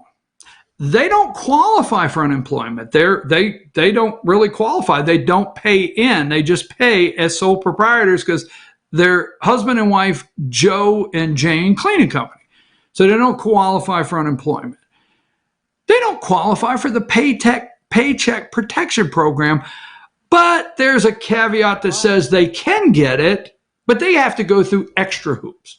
So the long story short, these are the people that the refrigerator is getting empty, folks, while Nancy Pelosi's $27,000 side by side has gourmet ice cream for everybody weeks on end. So, I mean, you understand, you guys understand that. You live here, and actually you probably know those mom and pop little people that, the people that go out and do this, right? And they're struggling. Bruce, what say you on Jane? I didn't mean to get in the way on that. What say you? And take the floor. Well, thank you. I appreciate the opportunity to say that I agree with everything Jane said, except the part about, sort of intimating that things will never get back to normal. I disagree with that. No, that's what they're telling us. I know, but I think the American people have a great ability to rebound and get back into their nasty habits pretty quickly. And I'm using nasty pejoratively. So, but I think a lot of the things that have been forced down our throats really are one-sided. I mean, there's a goal at the end of this, as Rick said, to get us used to things. And I just don't think that's going to work. I mean, in the case of the governor of Michigan, with some of the wacky things she rolled out, there's now pushback. I think even they're trying to start a recall campaign for her. I mean, she has just done things that have been totally insensitive and overboard. So I think that we will certainly bounce back from this. And I don't doubt for a minute, though, that this was really an experiment to see how much control they could lay on us until people really started screaming and squirming and saying, this is BS. Thank you. We're out of here. Hey, Bruce, while you have America's attention, are you signing up for Soapbox next week? They want to know. Are you going to take it? Yeah, I have my Soapbox thing already. I had it in reserve in case, anything could happen, right? But, and mine is is going to follow up on this in a kind of a very personal, independent freedom thing. So Will you I'm be ready to roll. will you be using words like pejoratively in the soapbox? Just like to know, Bruce. I mean, I can always leave it to you to just push it there and bring this to the intellect of the conversation. The biggest word I'm going to use is immunocompromised. Oh my That's the God. biggest word I'm going to use. All right. How about this, folks? Let's switch one more gear because we could stay on this all day. Go ahead, Jane. Go ahead. I need to say one more thing. I want to correct Bruce. I didn't say I thought it would never be the same. I'm saying that's what they're telling us. And one more thing. I have several friends, because of what they're telling us, they are terrified. They don't want to go outside. Mm-hmm. They are mortified. Mm-hmm. And that's what they're doing. We're not. We aren't. But many people, they have terrified these people. Absolutely. It's going to take them a long time. So that. No, Jane, you're right. No, you're right. You're right. I have people that are. Jane, yeah. Jane, that's going to tie in perfectly to what I do next week. So thank you. Oh, great. We're Okay. so good. We are so good. All right. So folks, no, Jane, you're right. I've talked to people that are in total fear, and I talked to small business owners that are losing their business and can't make the decision on whether to stay open and try to hang on or close. Let me move to that direction. Billions, trillions, billions of dollars are going out the door. Now, there's a next one. There's a final plan. Now, it's going to be put out under the guise of the HEROES. You will hear a code word will be the HEROES plan. So the government has done this. We look government or whatever. Okay, they've done this. They have made it look like they're taking care of the people first, the businesses next. Okay. And they're slowly moving to a point where the next one is a state bailout. What say you? Have you noticed there's not very many government employees that have been, unemployed? What say you on the next one? Do we bail out Illinois? Do we bail out New Jersey, New York, and even Georgia? What say you, Bruce? Absolutely not. No, we do not do that. We to paraphrase Mitch McConnell, let them go bankrupt. Basically, what they have to do is get those labor agreements to court and basically say, the money ain't there, guys. You're gutted, and we're going to start with something new. You're going to get 2/3 of what you thought you were going to get, or 40%. They do it in private industry all the time. Right. It's time the government people feel that. So you're saying these industries, you're saying these pension plans where we love, and this is why they're calling it HEROES, folks. Listen, I'm going to speak for this whole entire group. We love our law enforcement. We love our first responders. We love our firemen and firewomen, EMS. We love all of you. We love our teachers. But you have these plans worked out to where you get, when you retire, you get 90% of your pay. They're pensions that were never able to sustain. My opinion, they were all set up years ago to be able to loan money to, people that maybe shouldn't be getting loans in Vegas. We'll leave it there. But these pensions are unsustainable, and that's why it's going to be called the HEROES. What say you, Jane? Can I just say one thing? Go ahead, Bruce. Jane, can I just say one thing? The other thing with public pensions that are like typically way unique compared to a private sector is that they have cost of living adjusters in them. Yes. So good, bad, or indifferent, they can go up 3, 4, 5% a year. And if the investment of the state fiduciaries that run those funds isn't good, or they overestimate, and they usually have, then you got a big pot of nothing at the end of the day. Right. Private sector pensions typically don't start out at 90%, and they typically never have COLA. Go ahead, Jane. Do we bail these states out? Well, no, we don't. But people are going to holler. I mean, I'm not a financier. I know a little bit, but what I do know is that all this Social Security and things we've given to the government to hold for us until there's nothing there. They loan it out, and then when they have to pay it, they go get it from the pot. I remember reading somewhere when they decided to not really have it in a separate fund, but they could dip into it. So that's the scary part right there. And then about working and bailing people out, this is kind of along with that, but I'm sure most of you heard that AOC, when she said, do you really think people should go and work 70 hours a day just to put food on the table? Do you believe? I don't think people should do that. They should not work that hard to put food on the table. What's she saying? A nanny state? That's more of the rhetoric that they're spewing out and then there are people who say, yeah, she's right. You know, we need to get our $1,200 a week.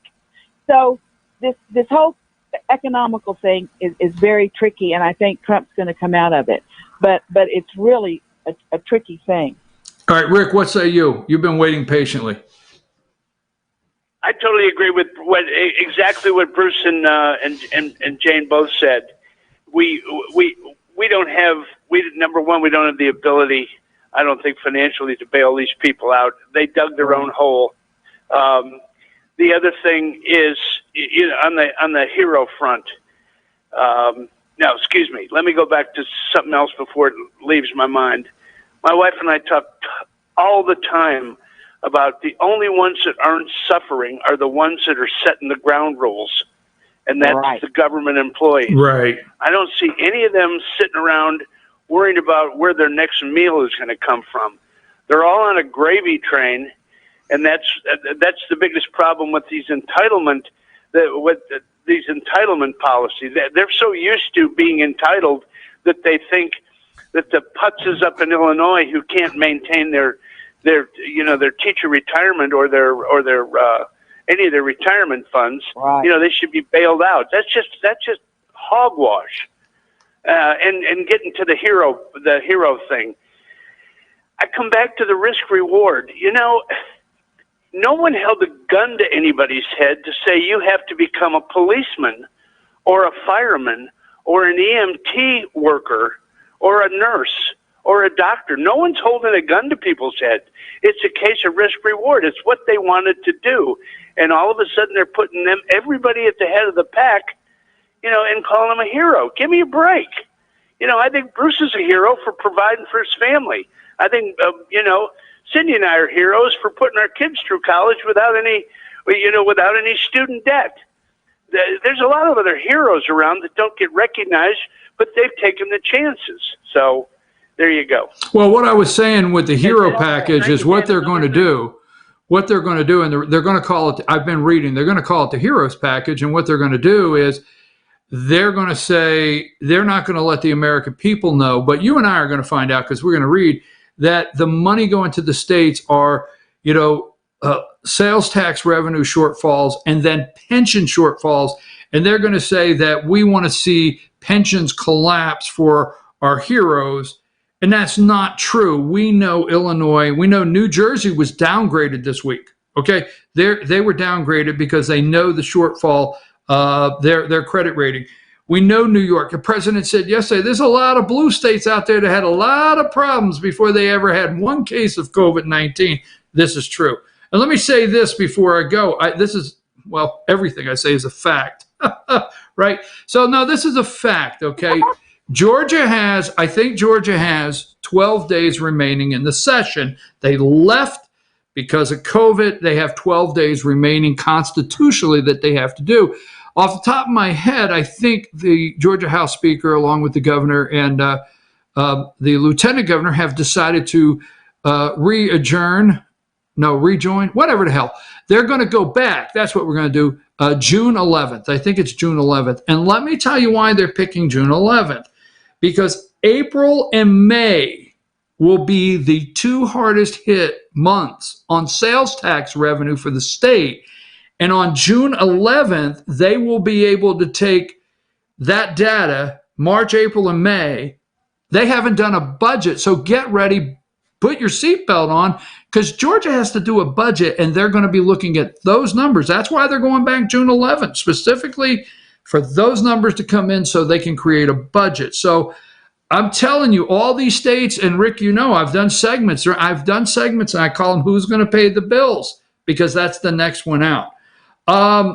I can't. We Can can't. I add just one more thing? Go ahead, Bruce. Can I add one more thing on the whole pension question. Now, again, private sector companies have been moving away from pensions over the last 3 decades. Yes. And unfortunately, on the public sector unions and things like that, and the sectors of the economy that are unionized, hardcore pensions, that are fixed are still there. They have suggested they move to IRAs and 401ks, but that's all been resisted. So you're going to end up with a group of people, government employees, union workers, that are going to have pensions, and the rest of the people are going to be looking at it and say, wait, we got to bail them out. We don't have a pension. We're doing 401k on our own. That's right. Rick, you wanted to do something in there quickly? Yeah, Brian, you recall, and it's been probably a couple of years. You had your brother Jerry on the show, and he did a little piece about pensions and how they can't be sustainable. Yes. And he just talked about a janitor working in the schools in Florida. Do you remember that? Yes, I got to give him his props on that one, man. I'm telling you, it was the most succinctly put description of why these pensions are destined to fail, the ones that Bruce just described. And I wish you could have him on one more time. You know what? I'm going to do it. Story. No, I'm going to do Well it because done. I'm glad. When you said let's go back a couple of years, I was like, Rick, you're putting me on the spot. But I remember that, okay, because my brother Jerry, Rick was listening one day. He actually did a very good segment on our show on how they're not sustainable. But let me move on because I've got to get to point well taken. I'm going to talk to him about that today. I got to get on to my next guest. So I have to say the next couple things have to be quick answers. So we're going to start right across Bruce, Jane, and Rick, and then we'll go with winners and losers and close.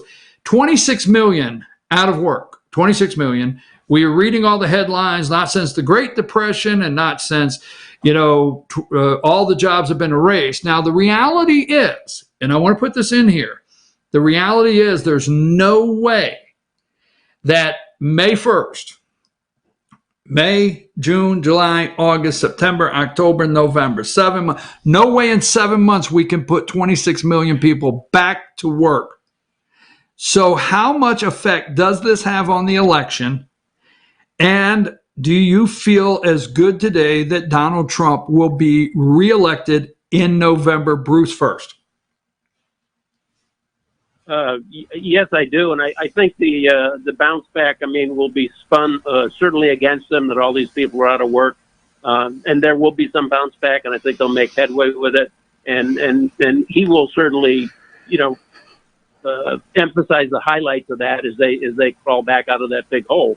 But I think the media is going to spin it as like, oh, this is just terrible, and he was at the helm when it happened, and he has no capabilities going forward, so we need a change, and I think it's going to be all about that. So, but you still feel you have a good feeling that Trump will be reelected?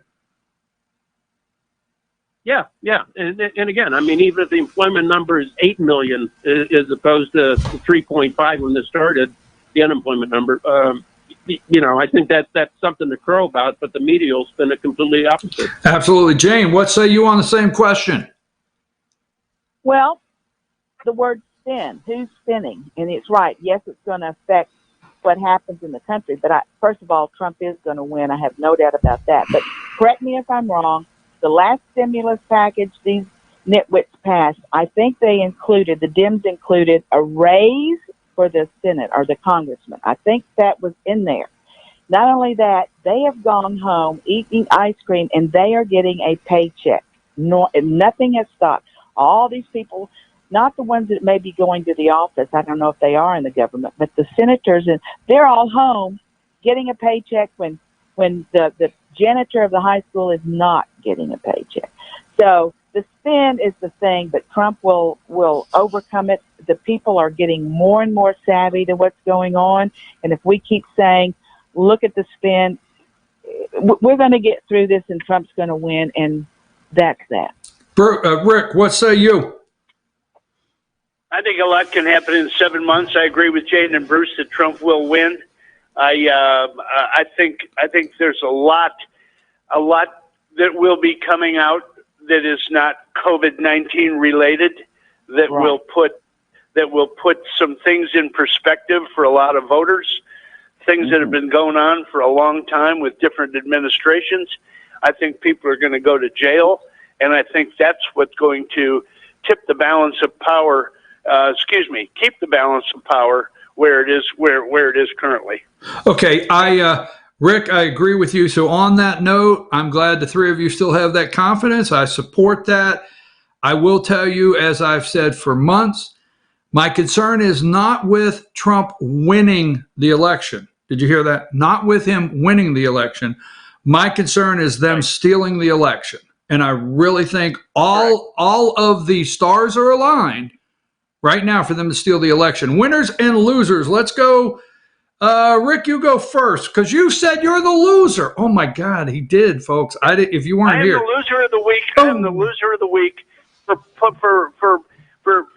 not seeing the forest through the trees and putting this in perspective, and just say we cannot win any of these so-called wars. We never have been able to in the past. Sure, you can call the war, call it anything you want, dump as much money as you want at it, but it's risk reward, and you've got to go about living your life, and you got to go about supporting your family. So I'm the loser of the week in my mind. The winner of the week, I think, are the Cincinnati Bengals. Cincinnati Bengals got one of the best quarterbacks that have come along in a long while, Joe Burrow from LSU. The Cincinnati Bengals are my winners of the week. Let's also throw in there he got to go home. He got to go home, right, Rick? Exactly. He got to go home. He's happy to play in his hometown. He's not. He didn't get his jersey and cringe like some of them do. Oh, you're shipping me to Cincinnati? Joe got the jersey and can't wait to be the next best thing since Boomer Esiason, and I don't know what that meant. Jane, Jane, winners and losers. Well, my losers are all the people who will not expand their horizons and listen to both sides. They just sit over there on blah blah and CNN. They're the losers, the people that with the small minds. I have two winners. Ooh. The first winner is Rick because he was smart enough to realize he was a loser.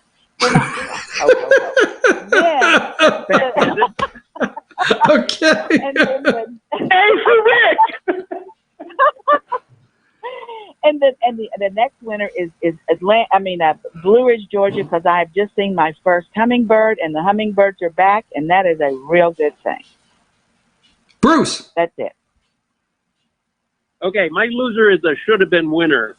There's this lady who runs a spa and salon up in Woodinville, Washington. That's north of Seattle, so it's not a real red place.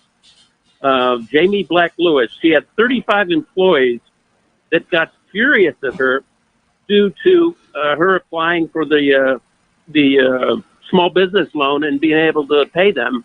And you want to know why they got upset with her?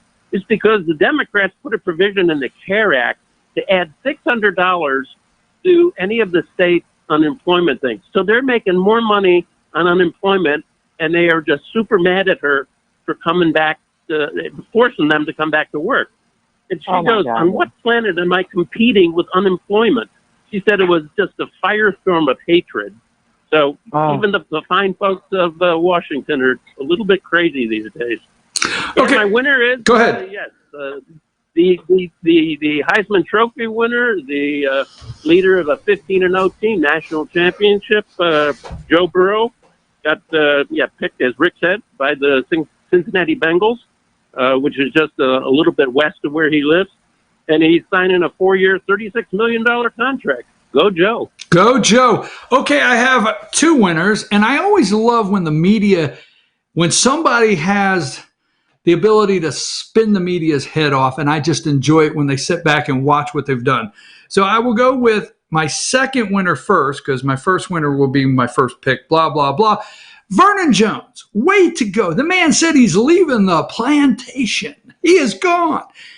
My pick is Vernon Jones. He is throwing something out. He is the representative, state representative, Georgia state representative from DeKalb County. He is throwing out, he is resigning. He's going to leave at the end of his term. He is leaving the plantation. He has endorsed President Donald Trump. And as I said in an hour-and-a-half interview, probably 5 times, I said, Mr. Jones, you're a savvy politician. And I knew all through that interview that something else was getting ready to happen. And I know you, the viewers, do too. So I'm looking forward to seeing what Vernon Jones does. Maybe he might get called up on the stage by Trump all across this country and say, I left the plantation, a black man. There you go. So my first winner, and I got to make it quick because I have a loser. My first winner is the President of the United States, just not because I like him, just not because I endorse him. It's because since this has happened, no matter what the answers all the panel gives, and they're great answers, the President of the United States does not have one picture in a golf cart. He does not have one picture opening his refrigerator to see, what kind of lunch meat's in the drawer. He does not have one picture doing anything other than working, period.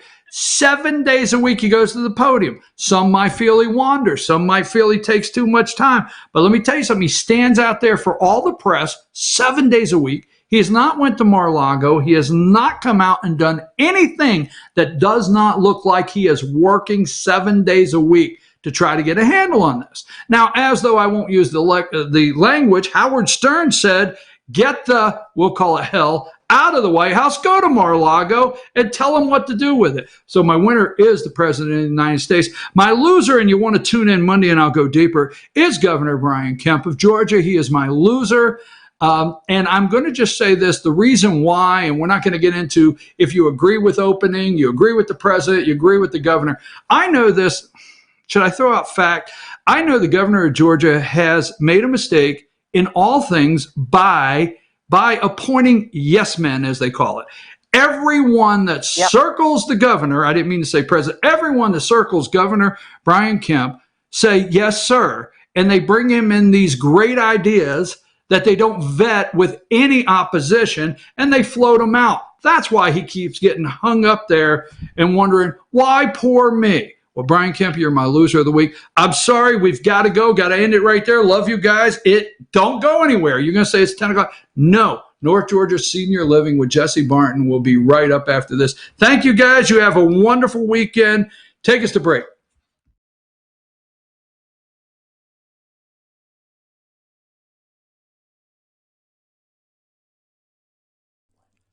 In 1981, Reed Nicholson began selling tires out of an old barn in Mineral Bluff. Little did he know that he had just laid the groundwork for the most trusted names in automotive services in the Blue Ridge area. In 1997, Nicholson Tire Center became what it is today, holding the same values of faith, family, and great customer service. 2 locations to serve you, and the Blue Ridge location is currently expanding to offer fast service and the largest U-Haul provider in Georgia. Nicholson Tire Center, Blue Ridge, and Mineral Bluff. Circuit World has complete queen bedroom packages at amazing prices. Get this queen bed, dresser and mirror, 1 nightstand, bedding set, and free 32-inch TV, all for only $1799.99 or $129.99 a month. Or get this complete queen bedroom set and sleep in style, also for only $1799.99 or $129.99 a month. What an incredible deal! Stop in today at one of our 5 locations and get the furniture you've always wanted at Circuit World. I'm Jeff Riblett, President of Asset Protection Group. As a certified financial planner and with 20 years experience, I've helped thousands of families and business owners create a tremendous amount of wealth. Fortunately, most of that wealth has been protected. Don't allow an unforeseen life event, such as a nursing home stay or the next market meltdown, destroy your family's wealth. Be smart. Call me. Let's determine how best to protect your assets and preserve your wealth.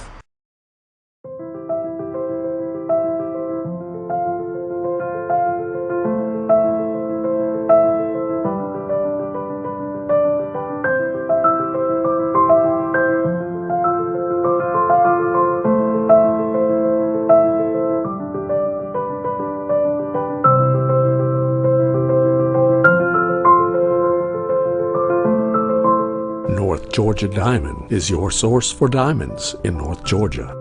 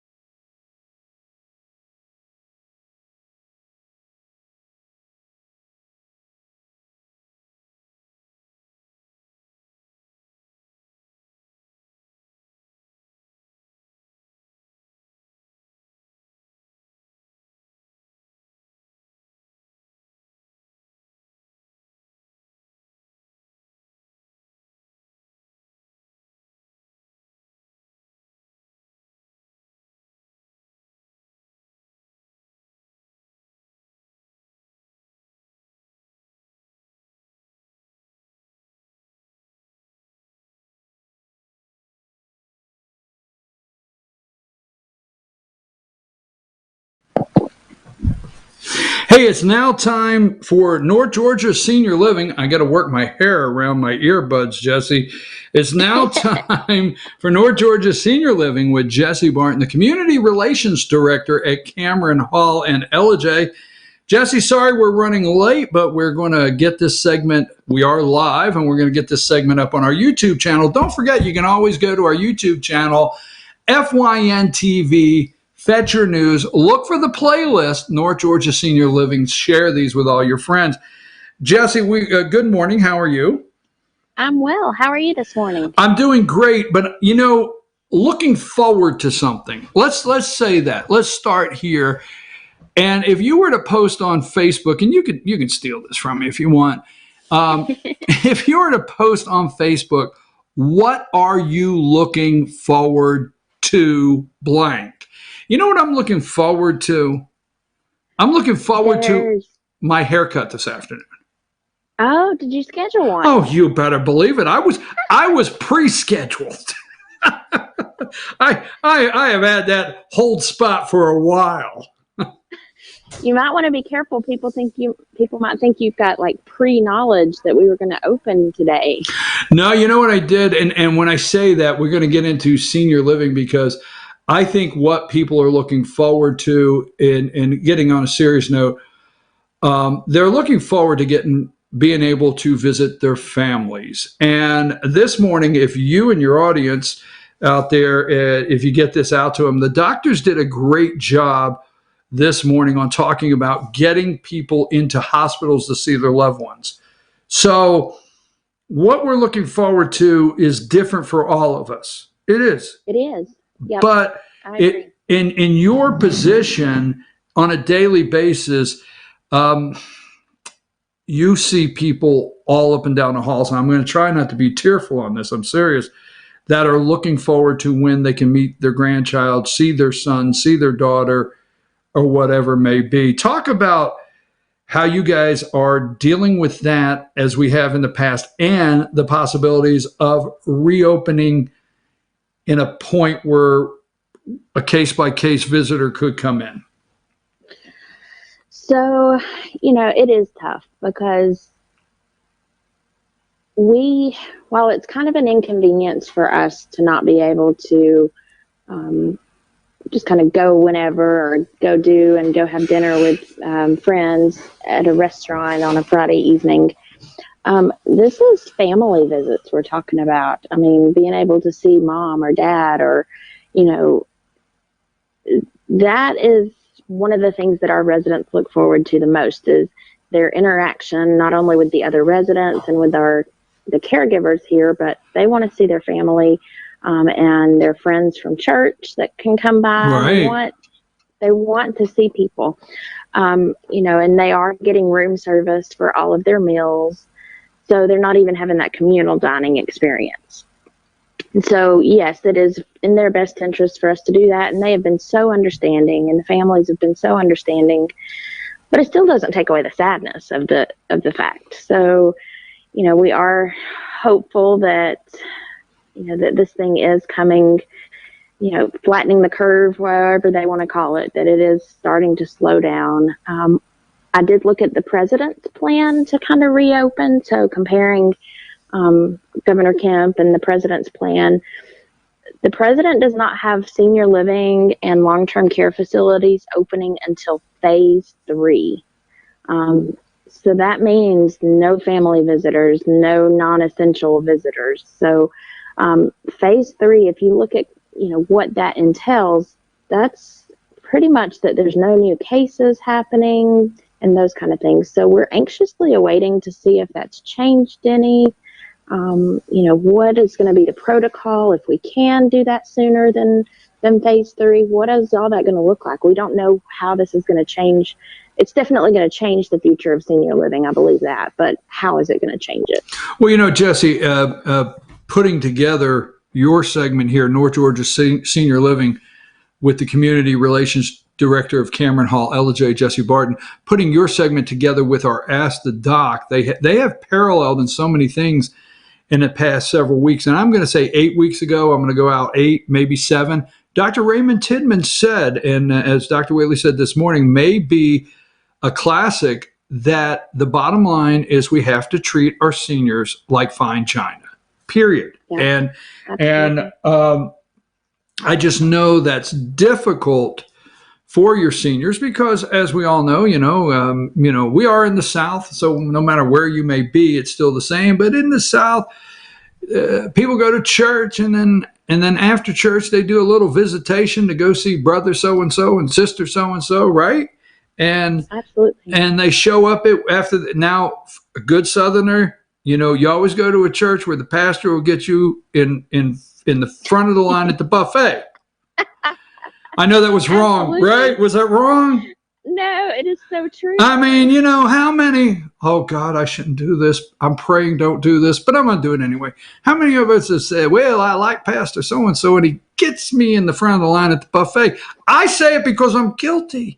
I know. Right. Or either they get us out right on the dot. Exactly, man. Boom, it's 12. Pre-game is at, kickoff's 1:05. All right, we can't go down that road. I'm the bad guy here. I'll assume all of that, okay? Okay. I'm just Okay. easily influenced. Well, for you, it would be first pitch. I know that. I know you with your first pitch. Anyhow, so, but jokingly, and then, you go to eat in the afternoon, you share a meal with the family and friends that you just left church with, and then you go by and do some visitation. I mean, we're just picking one thing out, and that's really difficult for your seniors. Let's talk about, let's get away from that because it sounds down, and we're not trying to be that way. What are you guys doing to try to keep your seniors connected with their families, their visitors, something like that? And I would ask, and now I'm not asking, I want to look at the camera, I'm not asking them or anyone to go against president, state, directives for taking care of our seniors. But I'm wondering, and I think somebody ought to step up and ask the question of doctors, can a senior go out in an outside pavilion 15 feet from 3 family members and make it that and talk across an outdoor pavilion? I just threw that in there. I probably shouldn't have. What are you guys doing to keep your seniors smiling? We'll leave it at that. Sure. So, it has taken some creativeness to do group activities because when you talk about non-essential visitors, that's even volunteers who lead our group activities. So we've really cut down on the amount of people that are being able to come in and see our folks. So we've really had to get creative.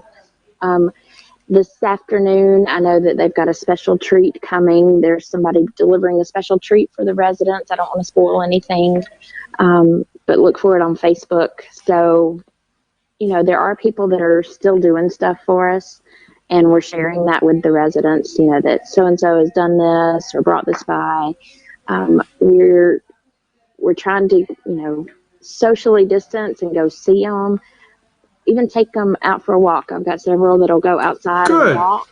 Yes. Yeah. So sure. They're not stuck inside. So if it's a pretty day, we're encouraging them to go take a walk outside, maintain social distancing, and use your hand sanitizer when you come back in. But yeah, and when the National Guard was here, they even, wiped down some of the seats outside. So, it's definitely, we're encouraging, don't just sit. Get up and do something. It may not look like our normal days. Well, Jesse, we got some great data yesterday that has come out of some studies and testing in laboratories of the virus and the reaction in humidity, temperature, and UV rays. So I do think as we get closer to higher temperatures, whether we like it or not, a little higher humidity and UV rays, it looks like we're going to be able to get outside. So that may be a positive.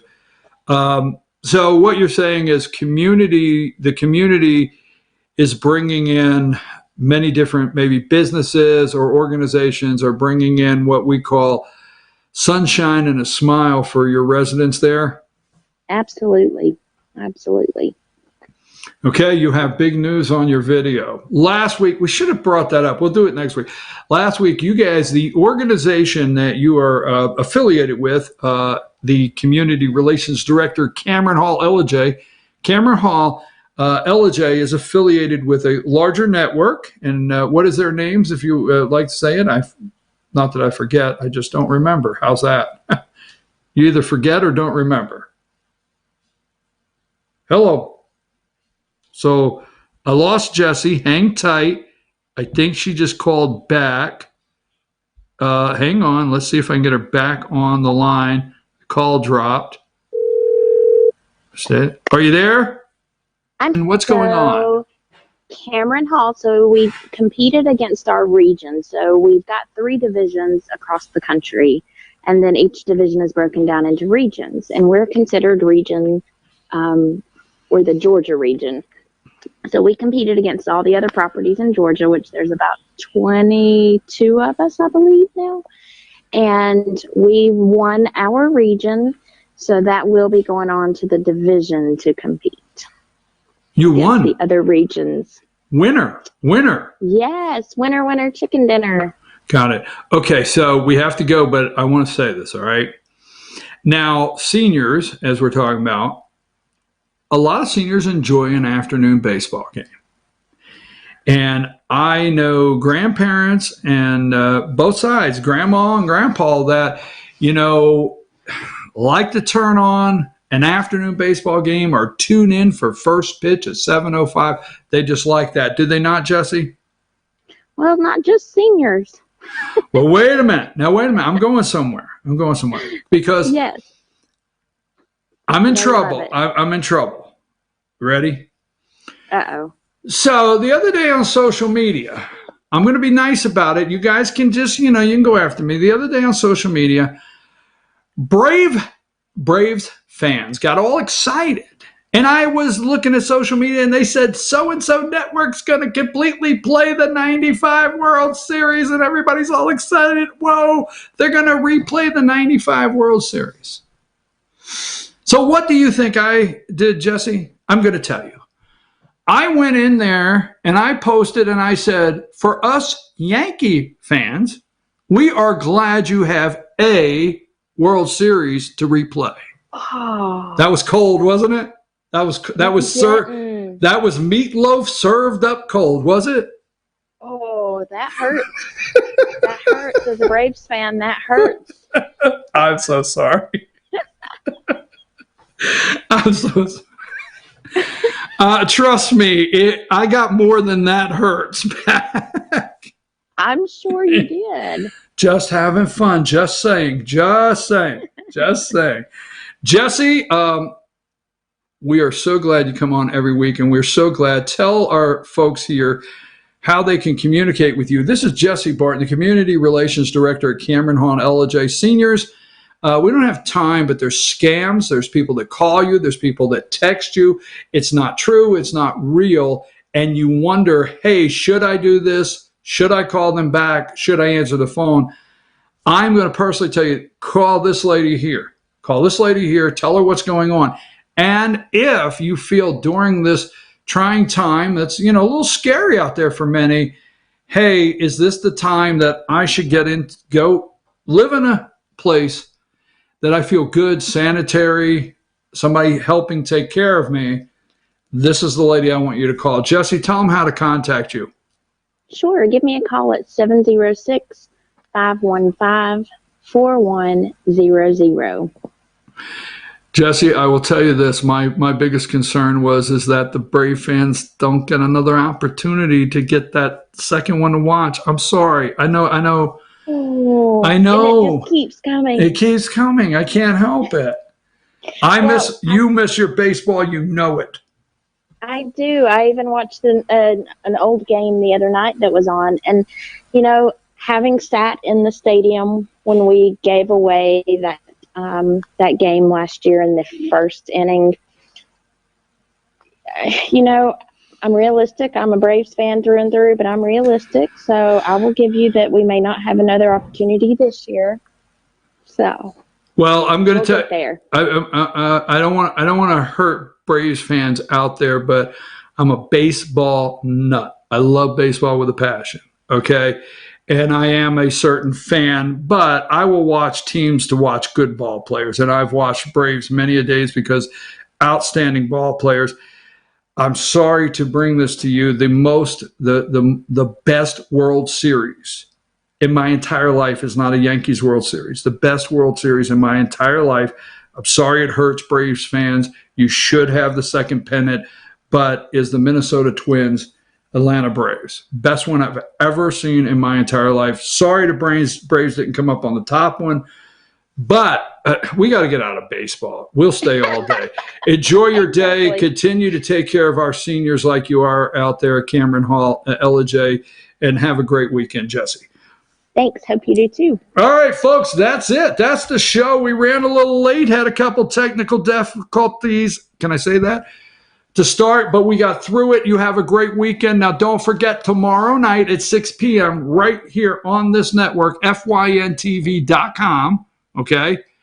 Tomorrow night on this network, we will be streaming live the 9th Congressional District debate with the candidates. I will be your moderator. Tune in tomorrow at 6. We will get you the most information, voters out there, to make your decision when you go to the polls.